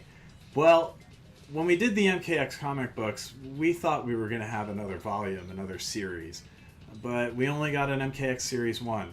And we ended with a lot of cliffhangers and a lot of loose threads for fans wondering what would have happened in a Series 2. Some of these threads were actually dangled even further and teased in MK11, whether it's in Shiva's intros or her Towers of Time, or some other little bits here and there within gear names and fun stuff that I tucked away as little Easter eggs. But I'm not a staffer for NetherRealm. I've always written for them as a freelancer. I currently work as the narrative director. His smile is so creepy. Oh, don't be mean. You have to smile a lot when you're on camera and you're presenting something. You have to do what I'm doing right now. You have to make yourself look good. At Skybound Games, overseeing all of the Walking Dead games and some other amazing and fun stuff that I can't talk about just yet. But I do not represent. My opinion is strictly my own. Everything that I say here is my headcanon. I do not represent NetherRealm Studios or WB Games, so anything here is apocryphal. So this isn't actually canon to him. Okay, so yeah, he's not, of course you can't because he doesn't have the power to say that. But so his series 2 of the comic isn't canon, I guess. It's completely just spinning off the top of my head. I didn't even write that was a given. That's easily most of the that's a given. This down. What you're going to hear today primarily is stuff dragged out of my memory after over 5 years of time has passed from some notes that I put together for a pitch meeting with DC Comics. But that said, I hope you enjoy it, because I did put a lot of thought into the pitch, and it's something that we didn't get to do, and that's okay. That ship has sailed. But now we can share it with you all, and I hope you enjoy it. Just for funsies, just for headcanon. If Chronica was supposed to teach us all anything, it's that everyone's headcanon is valid. If you have a version of a character, if you have a story that you love, you should know that that is real and authentic and canon within the MK universe. To me, that's one of the most important aspects of what MK11 was trying to introduce, was just this sense of respect and reverence for all the fans and all the joy that you get from this and all the energy and love that you pour into this. This is as much yours as it is anyone's. I am now a fan. Again, I'm not working on the games anymore. I'm not working on comics, so I get to enjoy whatever's up next for Mortal Kombat as a fan again, and that's really exciting. So I hope you all enjoy this as fans. It's strictly for funsies, and have fun. Thank you very much to History Behind the Warrior for having me here. If you've enjoyed this video, I hope you tick that bell, hit that like button, subscribe, do everything, support this channel. Marketing for because when Dominic and I were working on Mortal Kombat 11, believe it or not, History Behind the Warrior was actually a really important resource for me, because I would write hundreds and hundreds of intro lines with one character against... No disrespect, but that's a little bit... No disrespect to History Behind the Warrior, but if History Behind the Warrior is a source... I'm not saying History Behind the Warrior is bad, but I'm just saying, if that's your source... I don't know. I think you should rely on text from the games instead of a source from History Behind the Warrior. I'm not saying History Behind the Warrior is bad, but I don't know. Like, my sources, like, I never consider myself a source. I never consider myself a source for Mortal Kombat lore. I'm not saying, like, I don't consider myself a source. The lore videos that I make is completely, literally almost me just reading word for word what is said in the games. Again, I'm not trying to be mean. I think that's a little problematic, though. That's a little problematic. Then I'd have to go and write another... You got to be careful with that, because... Again, I'm not saying History Behind the Warrior is unreliable, or he gets shit wrong all the time, like everything is wrong about it. I never said that. I'm not saying that. What I'm saying is, like, you don't know whether or not he's reading off the Wikipedia, or, like, we don't know. We don't know, because Wikipedia is wrong. And if History Behind the Warrior gets something off of Wikipedia, that's a source. If you got him with that was a source. But hundreds of intro lines. And K11 for the most part, like, History Behind the Warrior for the most part isn't, like, spitting out bullshit. So it's you just got to be careful with that. Thankfully, History Behind the Warrior isn't spitting out bullshit. With another character against the whole roster, and sometimes you need a refresher, because there's a lot of history and a lot of lore, and we tried our best to appreciate that at every turn. Dominic and I both took a lot of pride, and I know the whole team at NetherRealm Studios took a lot of pride in the work that we put into the comics and the games. So that said, here's the untold story of Mortal Kombat X comic books series 2. When we last left Mortal Kombat X. Here's the main stuff. Okay, I'm gonna be mainly quiet. I'm gonna be mainly quiet for things. I will keep doing like I'm not gonna do it constantly, but I will if there's something I need to. Anyways, let's just get started. Sorry. A couple of things have been set in motion that would have played a major part in the series 2. When we last left Mortal Kombat X comics, a couple of things had been set in motion that would have played a major part in the second volume or second season of the comic books. The first of these was Sub-Zero's tournament. Now, in Mortal Kombat X Series 1, we end with Grandmaster Sub-Zero hosting a whole who's who of the world's deadliest young fighters, including Frost, to a tournament. And the grand prize at this tournament is an invitation to join the Lin Kuei and become Sub-Zero's new apprentice. So a major focus for MKX Series 2 would have been this tournament. The other thing that was set up at the end of the MKX Series 1 comics was Kenshi, beaten within inches of his life, being dragged before Dagon and the Red Dragon by an armless Goro. Now Goro, of course, lost his arms in a brutal battle with Kotal Khan. Goro believes that there is a tale of Onaga, a dragon who can grow back his limbs. And I actually have the comic right here. Goro meets Dagon, founder of the Red Dragon, and he tells him that he studied his lore and the Dragon King Onaga is of great interest to him. And Dagon says, yes, it was said if you cut off Onaga's hand, another grew in its place. You believe I can help you, but why would I? And of course, that's why Goro has Kenshi. Goro brought Kenshi Takahashi, a spy who betrayed the Red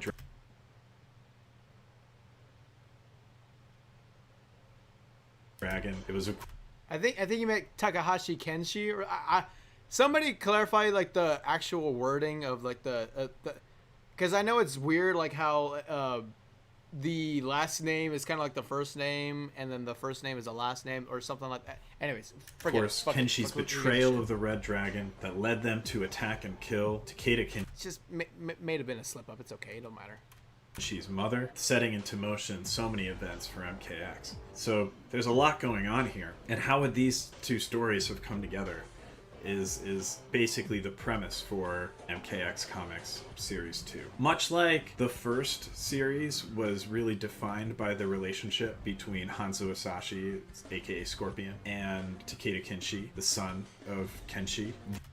I'm pretty sure that was a mess up, like a slip up. The second Takeda Kenshi. Takahashi Kenshi. The series would have been equally defined by this relationship between Frost and Grandmaster Sub-Zero. And I think if there's one thing that I wish that we had more time to go into in MK11 and spend more time developing, it would have been Frost and Sub-Zero's relationship. I really wish we had more of an opportunity to dig deeper there. And I wish that the comics had that opportunity too, because I think Frost, with her background as someone who has to fight her way into the Lin Kuei, I thought that would actually set her up for a really cool arc, because if she fought her way into the Lin Kuei and then felt betrayed by Sub-Zero, what a journey for her that would ultimately be. She was kind of the inverse of Takeda. If Takeda joins the Shirai Ryu not out of choice so much as his father just drops him on Scorpion's doorstep, Frost on the other hand, she wants to fight for it. She's going to earn her way into the Lin Kuei, and that we know that later on she's going to become disappointed by Sub-Zero and of course totally betray him in MK11. This would have been sort of the honeymoon phase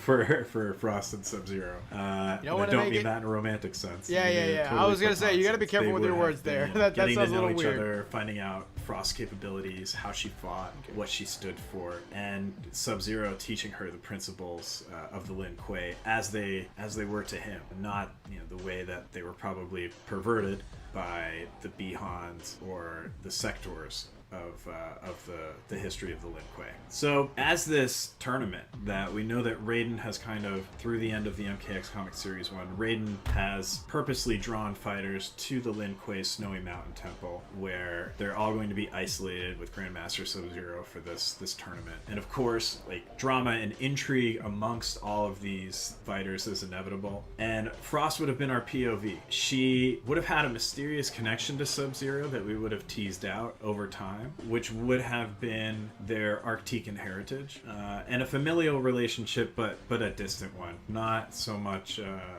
close, like, niece or sister or daughter, nothing like that. More like fifth cousins, but they of course share the same lineage, and that's fine. I mean, it wasn't. I remember the writers when Frost was introduced. I remember Vogel saying explicitly that Frost is not related to Sub-Zero. I guess Sean is saying here that they may be like fifth cousins, like they're very distantly related. I guess that's fine. I guess that's fine, but I don't know. Like, again, these aren't canons. This isn't canon because it never happened. So like it's fine. It's fine, but yeah, it's fine. One reason why they have these such similar powers. And Frost, you know, is obviously destined to become Sub-Zero's apprentice, and we know that. But before she can earn the right to do that, she's a fiercely independent orphan. She has to learn to accept that sometimes she's going to have to rely on someone else to survive. She's been lost and alone and on her own for so many years. Cage fighting, death matches in I want that skin.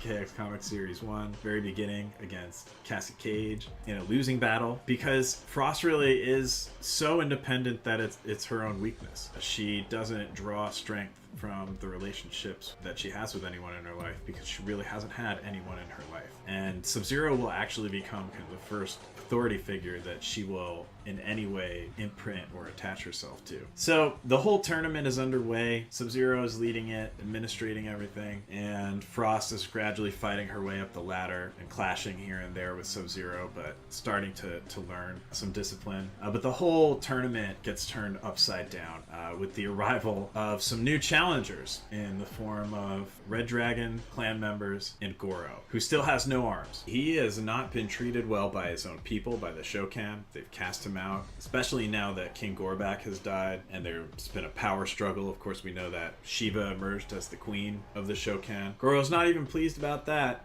He feels like he should be the rightful heir to Gorbak's throne, and so he's seeking glory and he's seeking power, and he's going to go back and claim revenge against all the Shokan who exiled him. But first, there's something that he needs to get at Sub-Zero's temple. There's something that Dagon wants at Sub-Zero's temple. And if you're wondering what that is, well, do you recall Reptile's ending from MK Deadly Alliance? The egg of the last great dragon, and how it transformed Reptile into the Dragon King? Well, guess what Goro's trying to do in order to get his arms back. He's trying to find the egg of the last great dragon, or the great dragon egg. So somehow the egg is now in the Lin Kuei temple when it wasn't in, I forgot where it was in Deadly Alliance, but it wasn't in the Lin Kuei temple Deadly Alliance. Whatever, it works. If you prefer to call it that. Different timeline, different events. And why is it here at the Lin Kuei temple, you might ask? Never mind. Hey, he might ask. I mean, he might ask. He's explaining right here. Being kept in cold storage for a purpose, rather than be at a lava shrine or somewhere the lava shrine, fuck, I forgot. That's what it was. Be susceptible to hatching with whatever evil and magic would pour out from it. It's being kept in cold storage and safekeeping by Grandmaster Sub-Zero as a long-standing tradition that the Lin Kuei have sworn to uphold in this timeline, because it's not the same in every timeline, and in this particular timeline, that's something that Sub-Zero's been charged with in the history of MK. And so Sub-Zero, of course, doesn't realize that this is what Goro's after, though he certainly locks down everything valuable as soon as, he doesn't wait for the Red Dragon to get there. The minute Frost shows up with a whole bunch of ne'er-do-wells trying to bloodily beat their way into the Lin Kuei, you know that Grandmaster Sub-Zero locked up the good china. Not because he doesn't trust anyone, but just to be sure. And that included locking down things like the egg, which means that Goro's not only going to have to survive his way through the tournament, he's going to have to retrieve this egg in some sort of heist. And you're also probably wondering now, like, wait a minute, why would Sub-Zero let Goro and Red Dragon members even fight in this tournament? And that's because there are ancient rules which Sub-Zero is bound by. He has to allow all comers or his clan will be dishonored. If he rejects anyone, he is essentially admitting that he doesn't think that he can beat them or that the better Lin Kuei applicants can beat them. So he's allowing Goro and the Red Dragon to participate in this whole affair. And Grandmaster Sub-Zero identifies quickly that Frost is going to be his best hope for keeping not only Goro and the Red Dragon in check, but I assume it's not going to work out that well. for keeping the egg safe. Because Frost has the same Arctican heritage as Sub-Zero, and she has the same similar power set to Sub-Zero. He's going to need to trust her to help him protect the egg. Now, Frost isn't the kind of person that people ordinarily trust, and she knows that. She's kind of painfully aware of that. So when Grandmaster Sub-Zero reaches out to her for help and trusts her, and she can sense that, that means so much to her. That is such an affirmation as she has never known in her life. So she takes that responsibility very seriously. And that means that she will fight to the death if that's what it takes in order to protect this egg. And that's almost what it does take, because she nearly dies in a battle with Goro. He uses a moment in the tournament of the Red Dragon causing a ruckus to steal away and try to claim the egg for himself. He's figured out where it is at this point. We're skipping ahead a little bit, but he's on his way. He encounters Frost, battles Frost. Frost is so valiant. She hangs on just long enough for Grandmaster Sub-Zero to get there and save her, but unfortunately they're too late and Goro has obtained the egg. And what happens? I will say, hold on, I know he said different timelines, but like, I feel like that's not a good enough explanation as to why the Lin Kuei has the egg instead of it being in the lava shrine. Because, I mean, like, again, yeah, they're different timelines, different events happens, things are just different, but like, I don't know, you can say that Shujinko figured out that Damashi was tricking him early. That's what you could have said. And again, he also did clarify, like Sean did clarify, that he's just going off of things that he remembers, and these are things that he wrote like 5 years ago, so he doesn't really remember. So that may be an explanation. I just think I think you need a better explanation as to why the egg isn't in the lava shrine and it's in the Lin Kuei temple. So, I don't know. When Goro obtains the egg, well, the egg fires a beam of light out at him, and he not only regrows his arms, he grows. Here we go, guys. All right, hold on. Let me. This is a big event. I think. There's a beam of light out at him, and he not only regrows his arms, he grows some wings and some new muscles, and gets a whole bunch of new powers as he becomes the new embodiment of the Dragon King. I heard about this. So. Oh, no, yeah, okay, I thought it was going to be different, or there was some sort of different take, or, I mean, it is a different take, but I thought, nah, I don't like this. This is what I don't like. Okay, so, the beam comes out the same way it did with Reptile, and now Goro is still Goro, he just has, probably different skin, and he has wings. And you call that Onaga? No. Of course, Goro. I think no. I don't like that. Like, again, this is no disrespect, and thankfully this isn't canon. But never banked on this much power, but he is glad to have it. He was just trying to grow his arms back, but now he's actually going to become the Dragon King. And come on, man, no.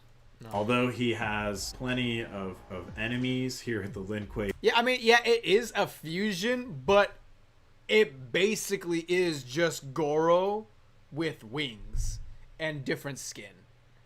That's it. No. Temple, he doesn't care about them half as much as he cares about his enemies in Outworld. So he and the Red Dragon are going to split. They're going to go back to Dagon, say we've got the power, and then they're going to try to march into Outworld and take over. Sub-Zero, obviously it is a great shame. He just said he became the new embodiment of the Dragon King. What were you expecting? Onaga just to reform? Yeah. Because when we ask for Onaga, what do we want? Do we want Onaga or do we want some version of Onaga? It's like if you're asking for Frost. Did we ask for Frost to be a robot or do we ask for Frost to actually be in the game? Why do you think we have classic Frost? Because they knew that we want they knew that Frost isn't a fucking cyborg. We don't want like this weird version of Frost.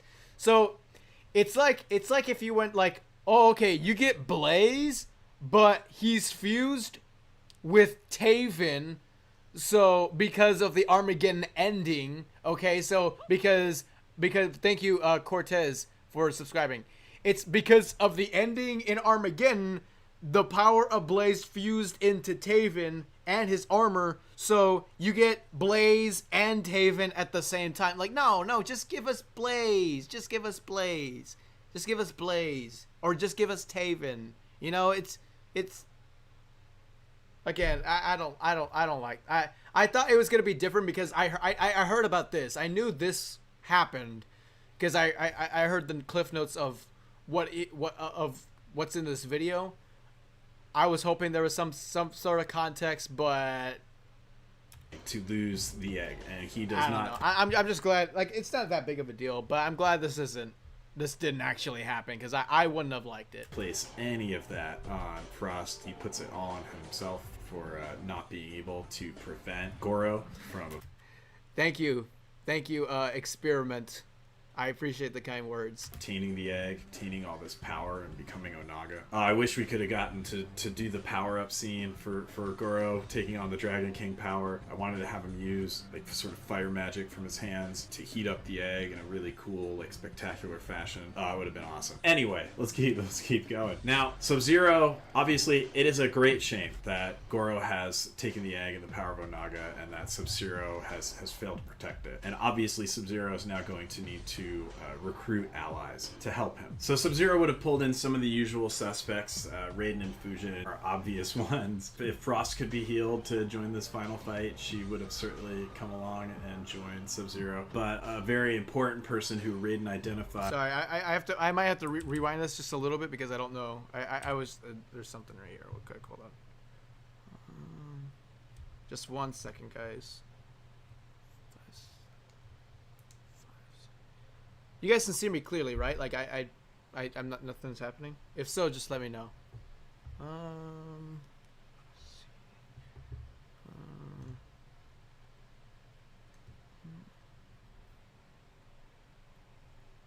Okay. All right. I'm good. Sub-Zero has failed to protect it. And obviously Sub-Zero is now going to need to recruit Arrow. It is a great shame that Goro has taken the egg and the power of Onaga, and that Sub-Zero has failed to protect it. And obviously Sub-Zero is now going to need to recruit allies to help him. So Sub-Zero would have pulled in some of the usual suspects. Raiden and Fujin are obvious ones. If Frost could be healed to join this final fight, she would have certainly come along and joined Sub-Zero. But a very important person who Raiden identifies that they're going to need in this fight is Kenshi, who knows the most about the Red Dragon, Dagon, what's going on with Goro / Onaga right now. He's not only seriously. The camera's not working, really? My camera tweaking. If my camera is starting to be weird, let me know. Or if you guys are just trolling, because I know seriously is an inside joke. I know seriously is an inside joke. There's nothing wrong with the okay. spying on them. Thank you. But Thank you for that. a Yeah, lot sorry of about that. knowledge while being tortured even. So Raiden surmises that they need to get A chest Joel in me. That's funny. It's good. Thank you. Kenshi's That's good. That's be fine. a key to all of this. So while the rest of the heroes of Earthrealm head off to Outworld to assist Kotal Khan and Shiva in the battle against Onaga/Goro, Sub-Zero goes on his own solo mission to infiltrate the Red Dragon headquarters and retrieve Kenshi from whatever horrible torture chamber the Red Dragon have locked him in. Sub-Zero and Kenshi then go into Outworld to join what would have been the most massive battle that we could possibly imagine and fit onto the page. And if you're wondering, like, what is Dagon up to this whole time? Why wouldn't he take all this power of the Dragon King instead of letting Goro have it? And the truth is, Dagon is after something that he sees as a much bigger prize than the realm of Outworld or anything the Dragon King would be after. He is in an eternal contest as a son of Argus, Delia, to set against his brother Taven.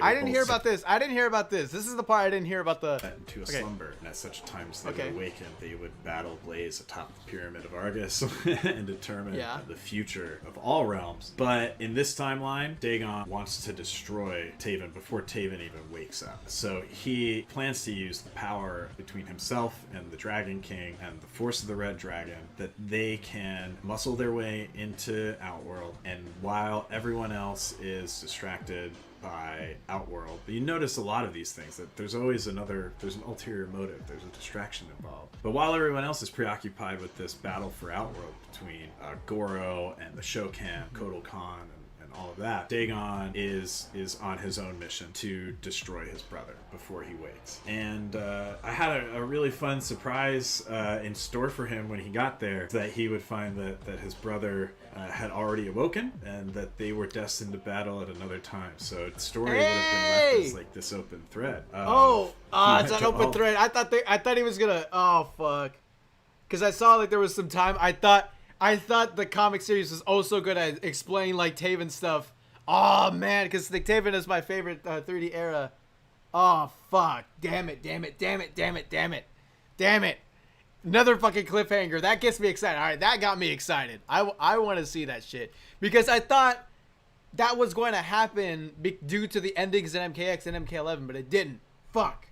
All this trouble to reach his brother's tomb and destroy his brother, only to find him missing. And that would have been maybe a setup for MKX Series 3 or something to pay off later, but we never got there. Kenshi actually knows how to take down Onaga. If you recall from Deception, Onaga's soul had to be ripped out of the Avatar, out of Reptile, and bound to the Netherrealm. So how the heck are Kenshi and Sub-Zero? So he acknowledges the fact that the soul is there, and the separation between Reptile and Onaga and the personality.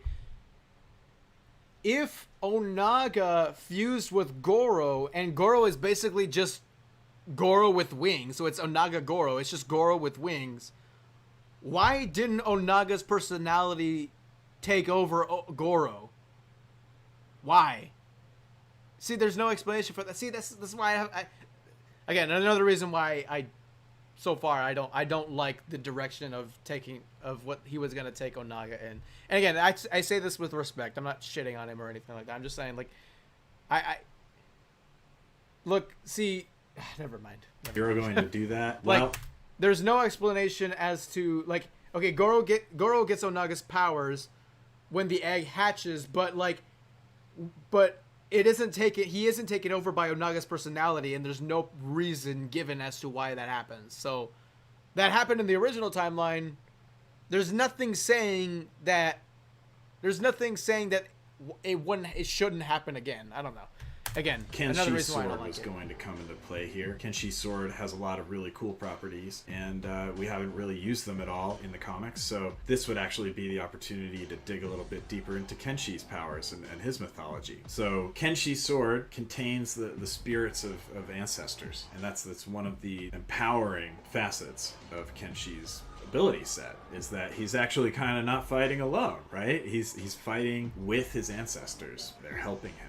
They're a part of him. They're assisting him. That's pretty amazing. He has telekinesis. He has a lot of really cool powers. So we reach this critical pitched moment in the battle where we have Raiden, Kotal Kahn, Shiva, probably some special forces, and Sub-Zero and Kenshi all battling against Onaga slash Goro. And with all of their might, they're going to wear him down a bit until Sub-Zero can expend all of his energy. And if Frost is there, she's going to expend all of her energy. And they're both going to pass out as soon as they're done because they're going to freeze Onaga. It's not going to hold for long, but it's going to hold just long enough for Kenshi to get up in there and plunge his sword into the heart of the Dragon King. At which point, some of Kenshi's ancestors, these warrior kings, will sacrifice themselves to drag Onaga Thank down you, Prince, for to the the subscribing. Netherrealm, where he will be met by Quan Chi. Now, in the aftermath of this battle, it is not all peace and love between Earthrealm and Outworld. Kotal Kahn is pretty pissed off at Sub-Zero for allowing the egg of the last great dragon to fall into the hands of Goro and unleash. Okay, so another question I asked. Okay, since if it was moved to the lava shrine, or if the egg was moved from the lava shrine to the Lin Kuei, or it was to the Lin Kuei temple, or it was always at the Lin Kuei temple, if there's nothing to guard in, if there's no one guarding in the lava shrine, if there's no guard in the lava shrine, he acknowledges that Blaze exists. Where is Blaze in this timeline? Because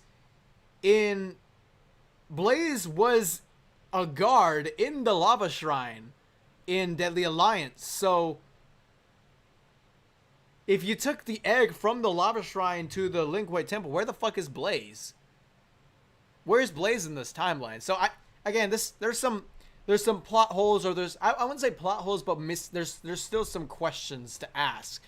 Because again, if there's nothing to guard in the lava shrine, where's Blaze? Because Blaze was guarding the lava shrine. He was guarding the egg. If there's nothing to guard, where's Blaze? Where is he? And he acknowledges Blaze is in the timeline. So Dragon I don't King know. on Outworld. Kotal is pissed off at Raiden and Fujin for the same reason, and this is just sowing further seeds of distrust between Earthrealm and Outworld in ways that will help explain, or would help support and explain, Kotal Kahn's actions in MKX story mode proper. You've probably been wondering, and we know that Shiva has now fought off Goro. Queen Shiva and the Shokan are allied with Kotal Kahn, but it's an uneasy alliance even after this. Kotal Kahn is very firmly entrenched in his power. If Melina's anywhere, she's deep underground for this particular series. As she should. No, I'm kidding. I like Scorpion and Melina. Takeda, you're probably wondering, like, we haven't heard anything about Scorpion and Takeda. What about that? Well, I mean, that's understandable, because series 1 of the comic was focused on Scorpion and Takeda. Now it looks like series 2 of the comic was going to be Sub-Zero and Frost, which I like. I think that so far what I'm hearing about this Frost stuff and the Sub-Zero stuff, I actually really, really like, because you're giving a lot more focus on a 3D era character, and one that's not like Kenshi or Quan Chi, you know, like the 3D era characters that we always get. Plus, Frost needs it too, so Well, I like it the so far. plan that I hoped for is that the very final scene of MKX Series 2 would be the scene from Takeda's chapter, kind of expanding on it a little bit, where Takeda and Kenshi reunite. And the sort of secret twist I kind of wanted to add was that maybe Sub-Zero was there watching and seeing, you know, what That's Hanzo cool. and I like that. Takeda were up to as he escorted Kenshi there, but obviously didn't show himself. Not going to be very welcome. That's cool. Among That would be cool to know that, like, Sub-Zero was in the background right here or something like that, or wherever. Like, that's cool. I like that. That's cool. Shiryu, so that's why he didn't do that. He didn't show himself. He didn't have a confrontation. Didn't want to mess up the timeline at all with that. But I did think it would be cool if that was an indication to Sub-Zero that Scorpion or / Hanzo could be reasoned with, because he gets a glimpse of Hanzo as a mentor and a father. That's nice. That's really good. Like right, or I don't know, like right here in the background, Sub-Zero's just watching because he was with Kenshi. He's watching, and then this is his first indication, like, okay, maybe I can work this out. Like, maybe that's what incentivizes him to, that's what leads him into giving him more of a reason to do, like, the tea party scene in MKX. Okay, I like that. That's good. That's good. Takeda in a very difficult moment in which Takeda like, he was, like, knowing that he was there all along in this scene, That's cool. I like his that. own father, whom he feels has abandoned him. It's a very powerful scene, and I really thought that the best way to connect MKX Series 2 into the thread of where does this all fit in the timeline and what's going on would be by having this moment, since we opened MKX Series 1 with Kenshi and Takeda on the run from the Red Dragon, that in this moment where the Red Dragon had been soundly defeated, that Kenshi could finally come back, which is why Takeda and Kenshi now have this mission to go fight the Red Dragon afterward. Because as much as there has been a defeat and Kenshi's been through this battle, the war's not over. They still have to go get the Red Dragon. There's still bad actors out there, and that's what we would have ended on. We would have ended on Kenshi and Takeda and Hanzo riding off to fight the Red Dragon, while Sub-Zero and Frost kind of watch on and discuss whether or not they could ever trust the Shirai Ryu. So that's it. That is MKX Series 2. I really hope you've enjoyed it. I hope you forgive any errors or continuity things or things that conflict with Mortal Kombat 11. Please remember, I wrote this pitch. Yeah, okay. Like, you know, look, there is some like errors or things. Like, okay, so one of the things that I had a problem with was, why didn't Onaga's personality just take... Why wasn't Onaga just Onaga in the comic? Why was it basically just Goro with wings and 4 arms? Or, well, both his arms, and then basically Goro with wings, and then maybe his skin changes.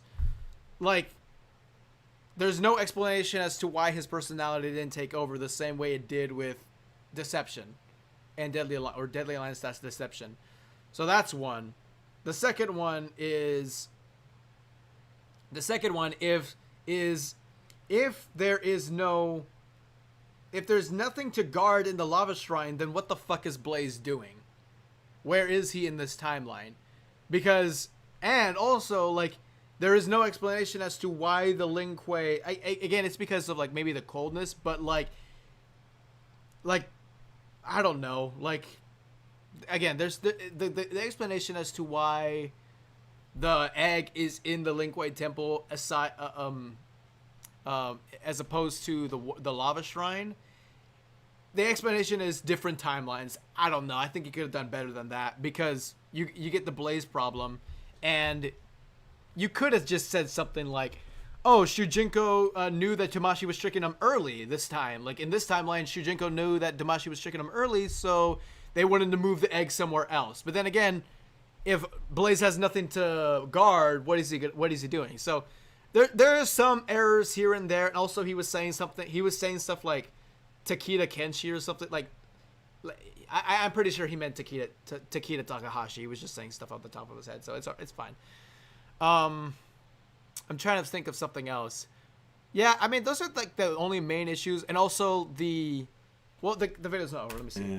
But yeah, but he was talking about like errors in continuity and shit.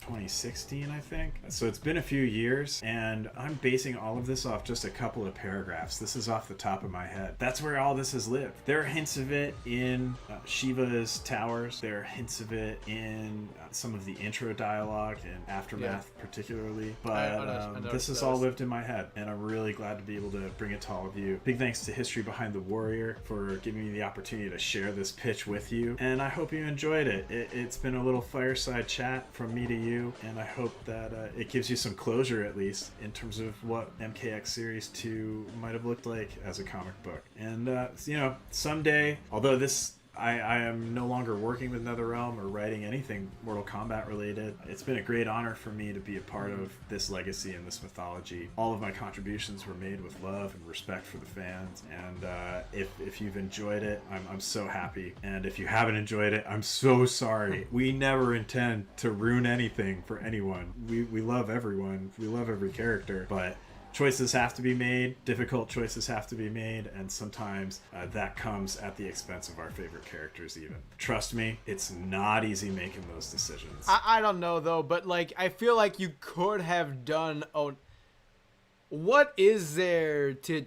Why would you not go all the way with Onaga? I don't know. I would love to... Like, I would love to interview Sean Kittleson. I would love to have him on the channel and ask some of these questions and all that kind of stuff. because I'm not gonna like shit on him or anything. It's just I have differences that I would like to discuss. I would love to do that. So I would love to ask Sean these questions.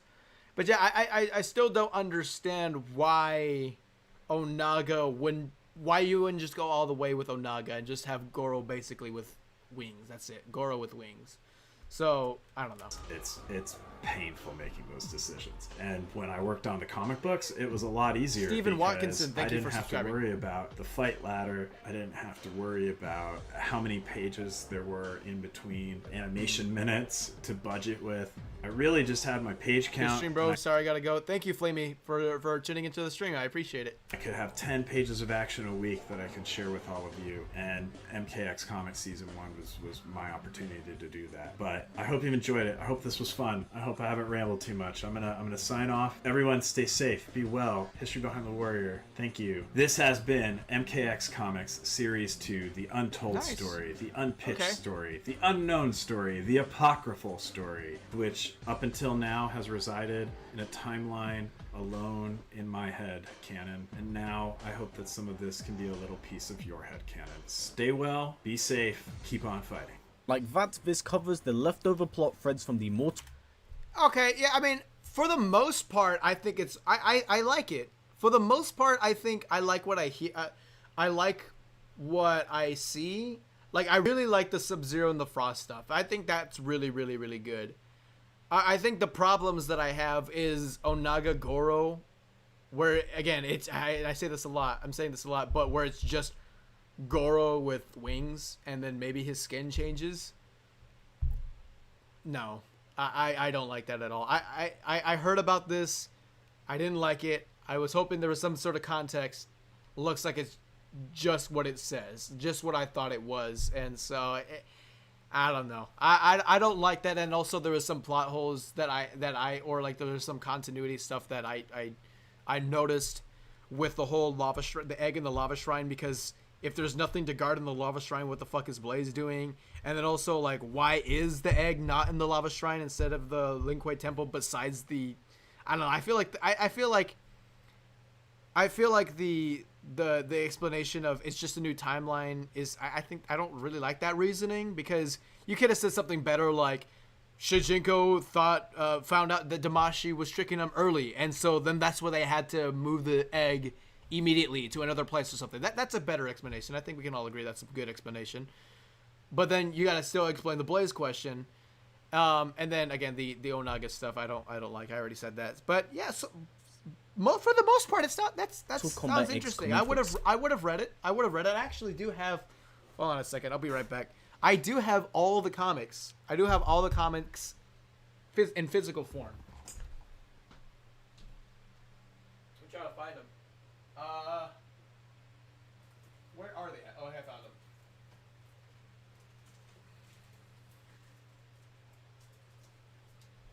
See, for the most part, I don't like the entire. I don't like all the decisions that were made in the comics, but for the most part, they're good reads. So I got all of them. I got 1, 2, and I think this is 3. Yeah. Wait, hold on a second. Yeah. Volume 1. Oh no. Yeah, Volume 1, Volume 2, and then Volume 3. So I have the comics right here, and then they have like really nice. Oh, look at this shit. Awesome shit. Like I really like some of the artwork is good. Like there's some really stupid there's some like really stupid faces that people make in these comics, but yeah, for the most part the artwork is good, and then they have like these like cover images of just in the middle of the thing, and then yeah, but for the most part, yeah, they're entertaining. They're good reads.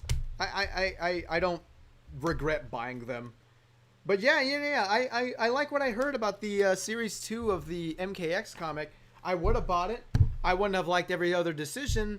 Ultimately, I'm happy that they didn't come out, because that's not the way I want Onaga to come back. I didn't want the... that would just be shitty. I think that... that was mean. That would just been a little bit problematic for me. The fact that Onaga doesn't really come back. And the way they use Onaga is basically just Goro with wings. I don't like that. I don't need to explain. It's the same way with bringing Frost back, but bringing Frost back as a robot. Nobody wants Frost as a robot. People want Frost as traditional Frost. So, yeah, I mean, I'm ultimately glad it's not canon, because I think if you want to bring back Onaga right. Don't do this weird version interpretation of the character. Just have it be Onaga. Just have it be Onaga. So ultimately,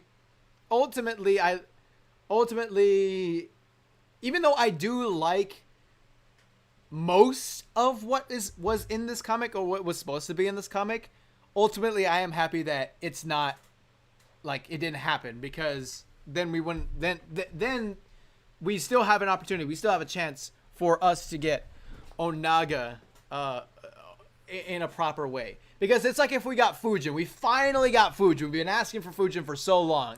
It's like we finally got Fujin, but hey, you know, in the fight with Cetrion and Frost, in the middle of the fight, or before he got into the void, he was really damaged and he went to the Linghui, or on his way to the void, or something like that. Or Frost did something on his way to the void when they were capturing him. Frost wanted to upgrade Fujin and give him cybernetic abilities, so we get Cyber Fujin, and he doesn't have a ponytail, he's bald. It's like if that happened, you know, that would be garbage. That's garbage. So I'm trying to say this in a nice way, but again, I don't like the Onaga direction. I don't like the Onaga direction, but everything else, besides maybe a few continuity errors and shit, I'm okay with it. I'm okay with it. Anyways, how about Onaga slowly taking over? I mean, yeah, but that wasn't gonna happen. Apparently it was just gonna, that's how it was gonna end, because it was gonna end with like Kenshi defeating Onaga, and then Onaga and Goro split, and then that's the end of the Onaga story. I don't like that. I don't like that. I don't like that at all, because it was gonna end. It was also gonna end where it started. So. Yeah, okay, so Karen also asked me to watch Johnny's Cage, Johnny's in Cage or something like that. So I remember this time, so I don't have to forget. Karen, thank you so much for donating from a while ago. So, yeah. I think it was Johnny's in Cage or something like that? Johnny's in Cage. Oh my god. Johnny's in a cage, I think that's what it is. Oh, Karen! When you watch Johnny's Karen in a Cage, donated turn the on super chat captions. again. Donated the super chat. Yeah! Donating to the super chat again. Making sure that I didn't forget. Thank you, I appreciate it. Watch. I think it's this one, right? I think it's this one. Is it this one, the first one? Johnny's in a Cage? Johnny's in a Cage. Okay, yeah. Turn on captions. Okay. 7 minutes. Okay. I don't think we're going to have time for the roster maker. Okay, so for sure on Saturday's stream, guys. Saturday's stream, we're going to be, our main topic is going to be create your own roster for a Mortal Kombat game. So, typical guy, I think that was your suggestion. We're going to do that next stream. All right, we're going to watch this video. And then if you guys have any other videos to kill time, because I don't have time, I do have to end the stream at 3 o'clock because I have some important things to do. And I have to get it done, like, really, like, I need to get some stuff done. I got some more work to do. But yeah, next stream will be, the main topic will be creating our own roster and, like, creating my ideal MK roster. Okay, but yeah, let's watch this. Oh, turn on captions. You told me to turn on captions. Sure it's in English. Okay. Excuse me. Okay. You should follow me, Raiden. Oh my god. Oh my god. Oh my god. I can already see the captions. God damn it. God damn it. You should follow me, Raiden.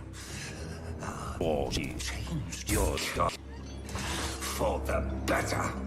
For me. Stop the fuck, Shinnok. I will fuck our enemies, not you.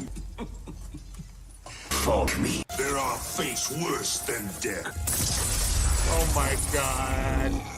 Oh my god, bro. Deliver Bruh. to Liu Kang and your netherrealm. You will serve as warning and an emblem of my death's wrath. These goddamn YouTube poops. This is a YouTube poop, right? Yeah, it's a YouTube poop. This is retarded. This is...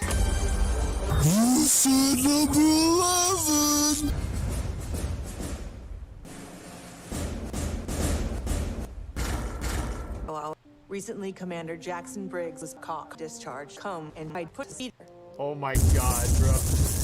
We honor Jackie's father by doing what he would do. Tirelessly, Master Sergeant Cage. Oh my god. Step forward. What feet knock? I'm fast as fuck boy. Congratulations, Commander.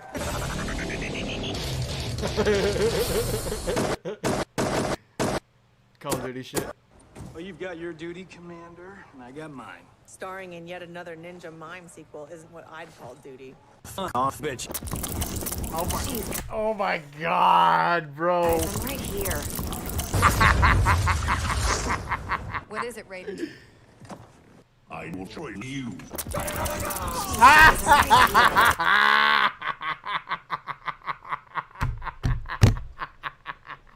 Oh my god. To ensure Earthrealm's survival, we must all be willing to sacrifice.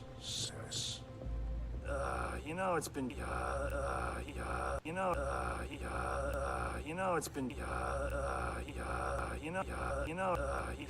know it's Come on, Dad.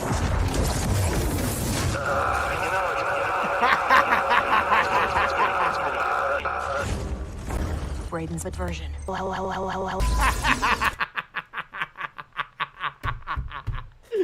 You know, in Mortal Kombat Conquest, that's not the case. Like, Raiden, Jeffrey Meek Raiden in Mortal Kombat Conquest was a womanizer. That's hilarious.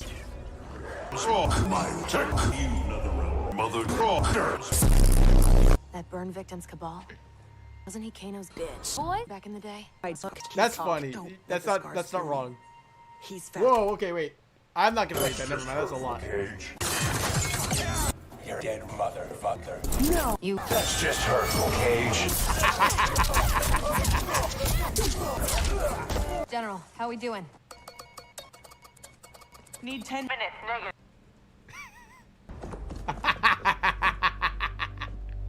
General, can you hear me? Cass, I'm naked. Oh. What the fuck?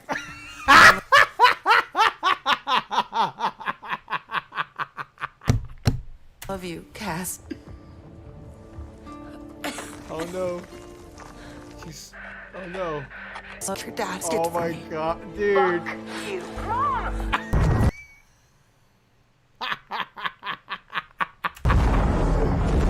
Bruh.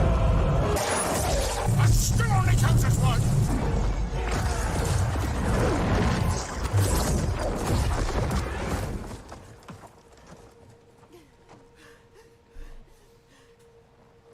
Fortunate. Your mother died. You did not just say that. Behold. What power is this? So my pain does make up.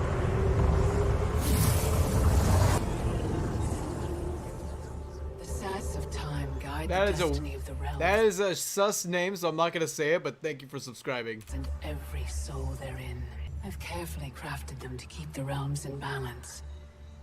But my axe has been irreversibly tainted by Raiden's men. I intend to wind time back to its beginning and make Raiden restart it.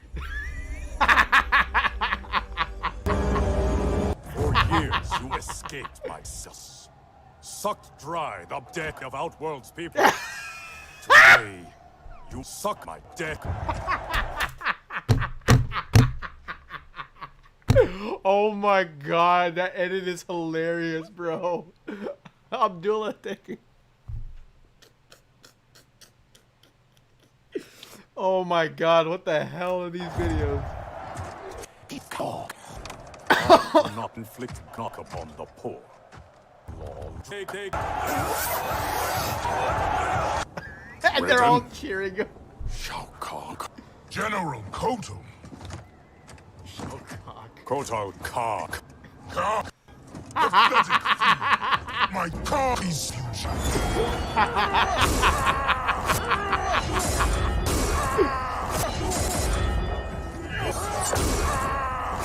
You.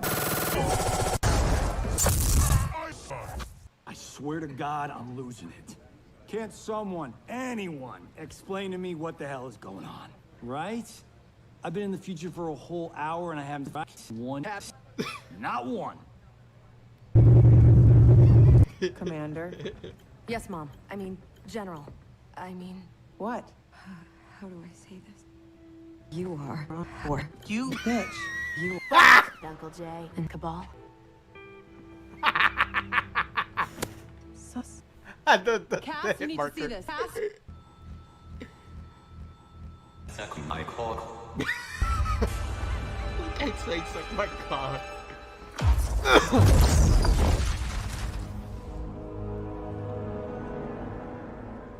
Raiden, you are Raiden. Elder gods, fuck you.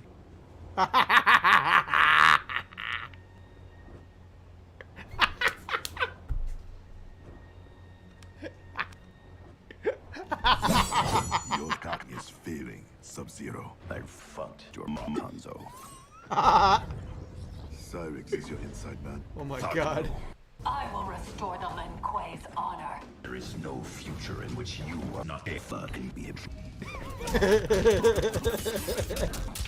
That's true. There is no timeline where she's not a fucking bitch. Cease your factory, Frost. Oh my god.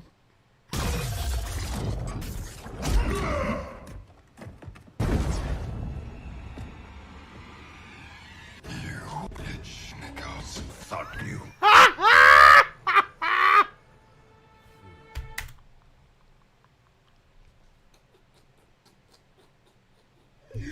Oh my god. I want to rewind that. That's hilarious. Noob Simon saying that.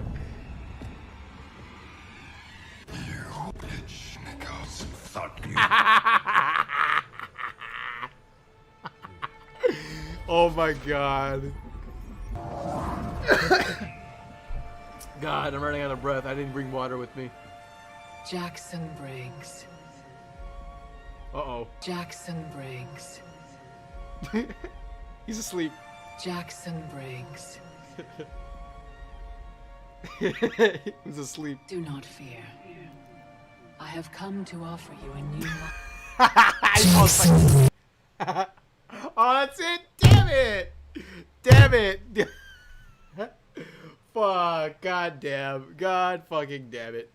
Oh, man. That was hilarious. That was fucking hilarious. Holy shit. Good shit, Karen. Thank you. A Karen that actually isn't a Karen. A Karen that's actually requesting good shit. Thank you. I appreciate it. Oh, my God. My cheeks hurt. My cheeks hurt from smiling too much. Ah. Damn it.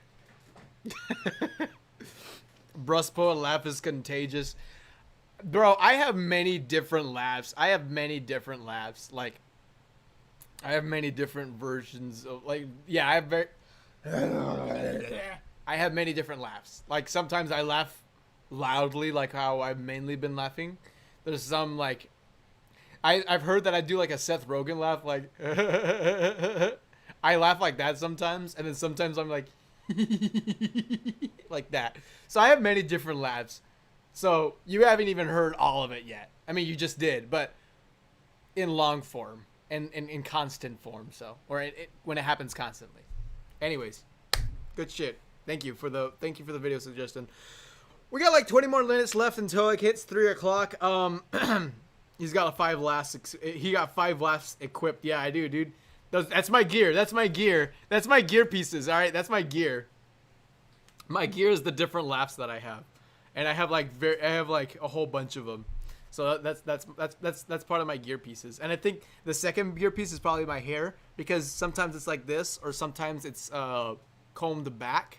So I have that, And what else is my what else should be my third? What's my third gear?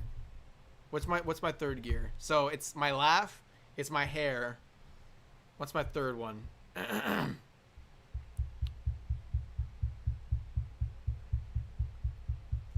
don't what, suggest, Cat. What's my third piece of gear? What's a good third gear piece? What's a good third gear piece for Brust Poet DLC? Already got the laugh. We already got the hair. What's the third one? Costumes don't count. Costumes don't count because I got many different costumes. So of course, so it's costumes and then it's 3 gear pieces that you can change. Somebody dropped a new video. Oh, really? That merch? Okay, well, the merch would be more of a costume than it would be a gear piece. Which I will remember gear pieces, gear pieces, oh my fucking god. Merch will be coming soon. I don't know when. I don't know what kind of merch I'll be getting yet. Or yeah, I don't know what kind, but and where it will be at, where it will be available, but yeah. We'll be okay. I mean, we'll be getting them. I will say, guys, do you guys want the classic logo as, I was gonna say a gear piece, as a piece of merch? Because this is the classic logo. Or do you just want exclusively the new one, the one that you see on my thumbnails, like my little, like the little watermark that you guys see? Let me know. Do you guys want this as well, like the classic one and then the new one? Maybe like I guess it's in theme, like classic, and then new, like the classic and the new. Because I'm gonna have the new one either way. But let me know if you guys still want this to be available. And if you want it actually, I think it is. Just search Redbubble and then search Brust Poet, and you can probably get this shirt. But I don't want my stuff on Redbubble anymore because I want something. I want it on a different. I want a different source of where my merch comes from. Both classic looks nice. Kevin, can I have it as a gear piece? yeah. I was gonna say, like, do you guys want the classic as a gear piece? A cape. Somebody made a new video with Shiva. Okay. Camera and lighting as a gear piece. I don't know. I'm not gonna be using that all the time when I'm in the game. I'm not gonna be using it all the time. Like, you're not gonna see it all the time. Oh, the blazer. Okay, maybe like I have different blazers. Okay, but then again. Well, okay. No. You're right. Okay, how about my costumes are my shirts, and the gear pieces is my hair, my laugh, and the blazer. So I can have an option to take off the blazer and it's just my shirt, or I have the option to put on a blazer and then the blazers are different colors. I have different blazers on, or I can have no blazer. So yeah, I can do that. All right, those are my 3 gear pieces, guys. All right, my costume selection is gonna be shirts. It's gonna be what I wear under the blazers. Shall I have a blazer on? So it's gonna be shirts. So it's gonna be like different shirts, like a button-up shirt, this shirt, another shirt, shirts, and then my gear pieces are going to be my blazers, and I have the option to take off of the blazer, my laugh, and then my hair. All right, easy stuff. Did you say your laugh is a gear piece? I did, because I have many different laughs. I demonstrated you my different laughs. So my laugh is a gear piece. It's gonna be like a canary cry. That was cringe. All right, fuck you. Fuck. I didn't say that. Okay. Anyways. Yeah. The laughter is a gear piece because I have many different ones. So if you have many different things, then you can probably make an entire gear selection about that. React to Sonic Ha XD. Dude, I've done a ton of videos like reacting to his stuff. I think I may have watched almost all, not all of them, but I've watched almost all of them. So I don't want to do a repeat of everything right now. And plus I got like 10 more minutes until I got to end the stream. So excuse me.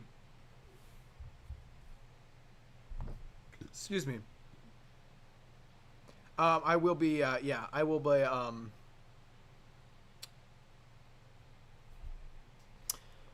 I literally forgot what I was gonna say. God damn it. All right, forget what I said. You guys knew what I was gonna say. I hope. But yeah, 10 more minutes until the stream ends because I gotta do some really important work that I need to get done pronto. So yeah.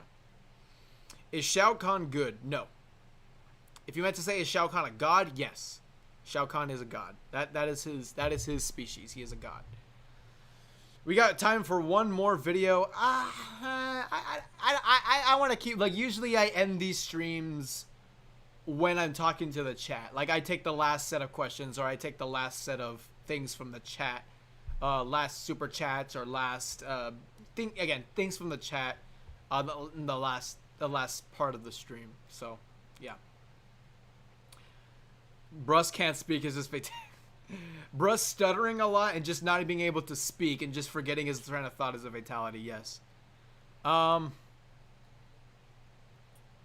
you have a gaming channel? I do technically, but I don't post on it. I tried to do something, but then I was like, fuck this. Like, this is cringe. I don't want to do it. Bruss Poet, do you know who Uncaged Games is? Yes, of course I know who Uncaged Games is.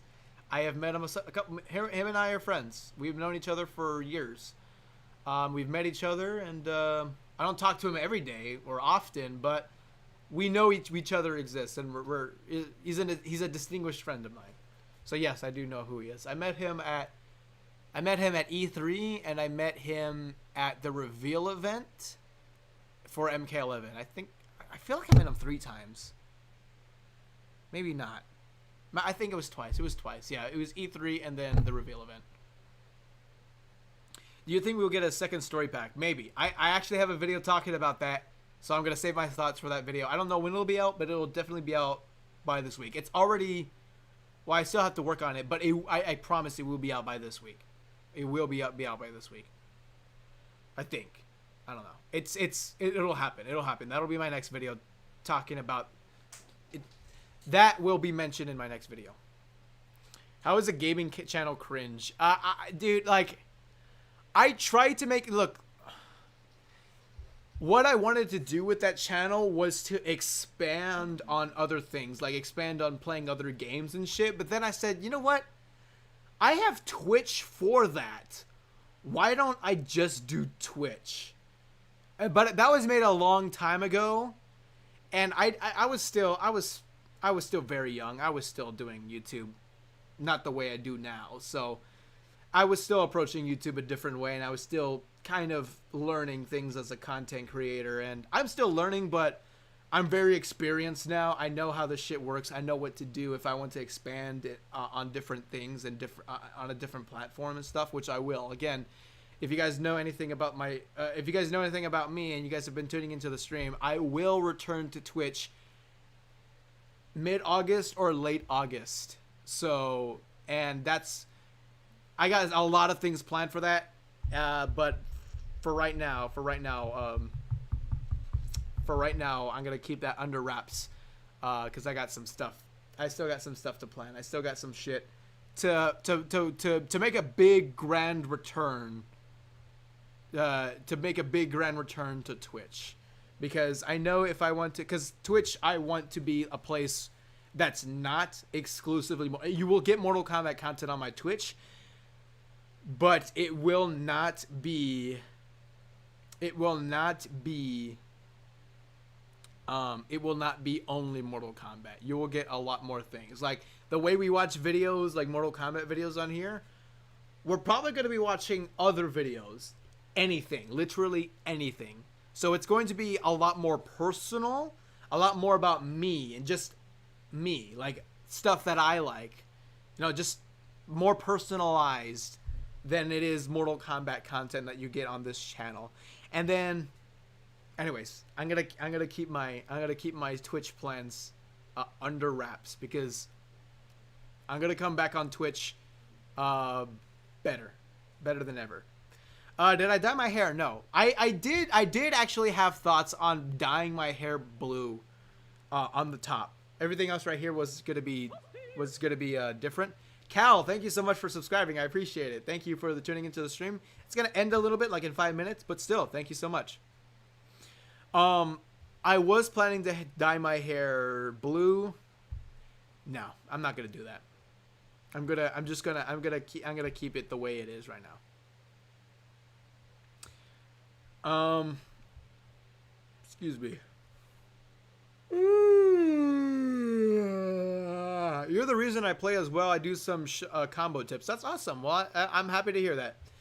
Do I know SMG X Princess? Yes, I do. I also met her twice. I met her at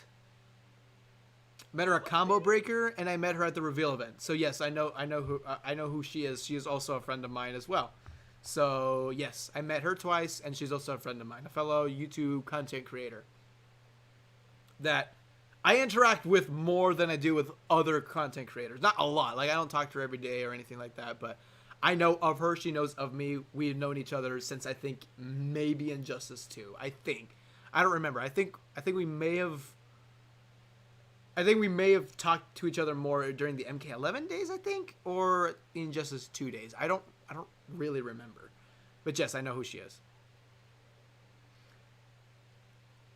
Yes, thank you, Screwhead, for linking everybody. So yeah, you guys won't get anything right now out of my Twitch right now.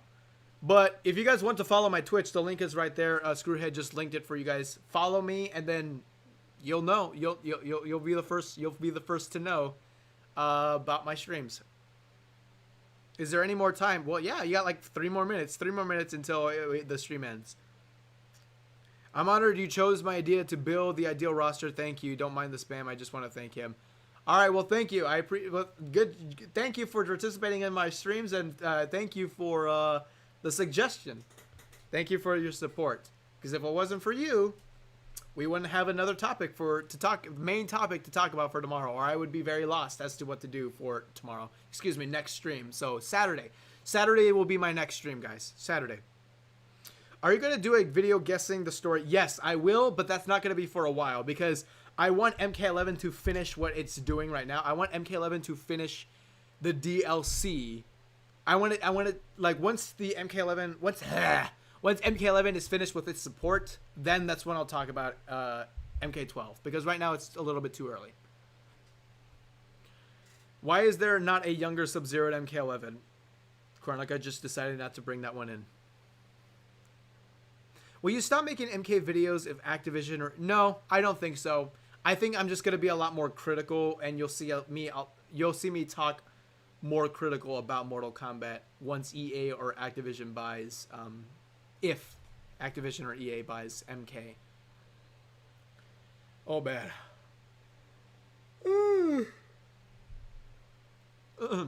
Gameplay changes video. Yes, I also will be talking... That is also a video I will, like, gameplay changes video, that will also be there is another video that I'm going to be posting talking about the state of Mortal Kombat 11.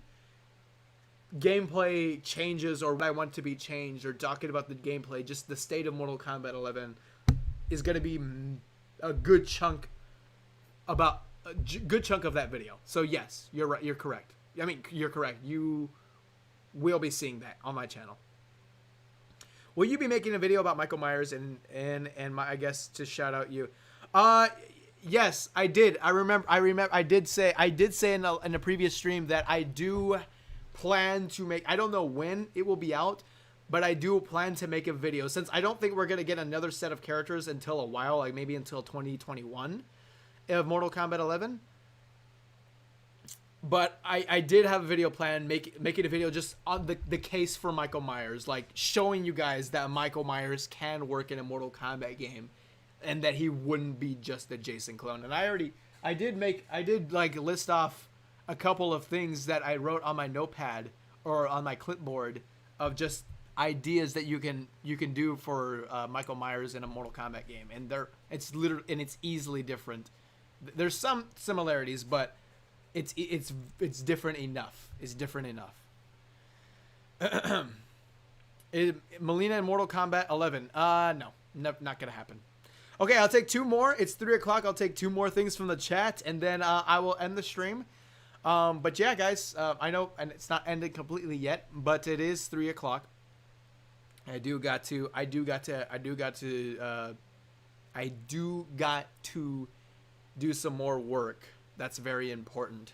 And I got to get out of town too, to also do work in Visalia, California, if you know where that's at. Maybe you'll see me driving around there.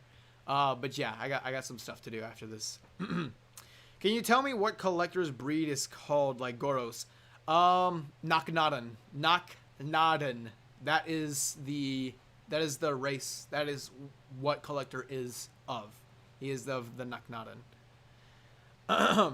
All right, I'll take the last one. Eeny, meeny, miny, mo. Go ahead and do as much as you can. Like, type as many things that you want me to address in the chat. I'm gonna cover my eyes and then I'm gonna point. I have the chat right here. I'm gonna go like this and then point to whoever it is. All right. Eeny, meeny, miny, mo. Blah, blah, blah, blah, blah, blah, blah, blah. I'm gonna wait until you guys type in your shit. Hurry up. Got like 5-4 seconds. 5, 4, 3, 2, 1. Boom. Easy. Okay. Well, fuck. Okay. Hold on. I pointed at something and then the chat was going super fast. Okay. What if Support Gaming 2020 says, this will be the last one. What if Shang Tsung's ending led him to becoming the one being? He says in Aftermath he wanted to conquer all the realms. Well, if you wanted to follow canon, if you want to conquer all the realms, that doesn't necessarily mean that you awaken the one being. You are just the lone elder god in charge of the realms. That doesn't necessarily mean that you become the one being, because if you want to become the one being, you would have to merge everything into yourself. You would have to merge all the realms into yourself. Just because you want to conquer them doesn't necessarily mean that you want to merge them within yourself. So Shang Tsung wanting to become the one being is probably not what he wanted to do in his ending. Plus, it's not even canon anyways. So no. If they wanted to say that he wanted to become the one being, they would have said it the same way they did with Shinnok, where he said that he had enough power to destroy the Elder Gods and have the one being conquer everything while he watches. So anyways, guys, thank you all so much. Thank you all so much for another Mortal Kombat Talk with Chat stream. This was a good one too. I would say it's a less eventful stream, but we still had a good time. We still got a lot of discussion in. We were still chilling. We also did watch a funny video. We did watch 2 funny videos. We did watch, I guess the main topic for today was finding out or giving my reaction to Sean Kittleson's Series 2 of the comic, or Volume 2 of the comic, or yeah, Series 2 of the MKX comic, and giving my thoughts and learning about that, because some people didn't even know. Some people didn't even watch that video. So, hey, we watched it. I gave my thoughts. I gave my reaction. We learned some Mortal Kombat lore, and yeah, we had a good time. And next stream, which is Saturday. Reminder, guys, Saturday, 12 p.m. Pacific Standard Time. If there's any hiccups, which I don't think there will be, Saturday, 12 p.m. Pacific Standard Time, we're going to be doing, the main topic we're going to be doing is creating my own Mortal Kombat roster. My ideal roster, and explaining why it is my ideal roster, and why I chose the characters that I will choose in that video, or in that roster. I still got to think about that, so got a lot of time to focus. Next video will be out maybe in a couple of days, maybe this week, I don't know, but it will be done. I am working on it. It will be done today. I just don't know if it will be uploaded today or in a couple of days, because there's some things that I got to go through for that. So yeah, guys, I hope you guys enjoyed this stream. Thank you all so much. We peaked like, I think, 300 viewers or 250 viewers. That was awesome. Thank you all so much. Just as a last minute reminder, leave a big thumbs up on this stream if you enjoyed, and also subscribe if you haven't already. Alrighty, I will see you all on Saturday, or in the next on Saturday and in the next video at 12 p.m. I'll see you in the next stream, at 12 p.m. and also in the next video. Alrighty, guys, you guys take care.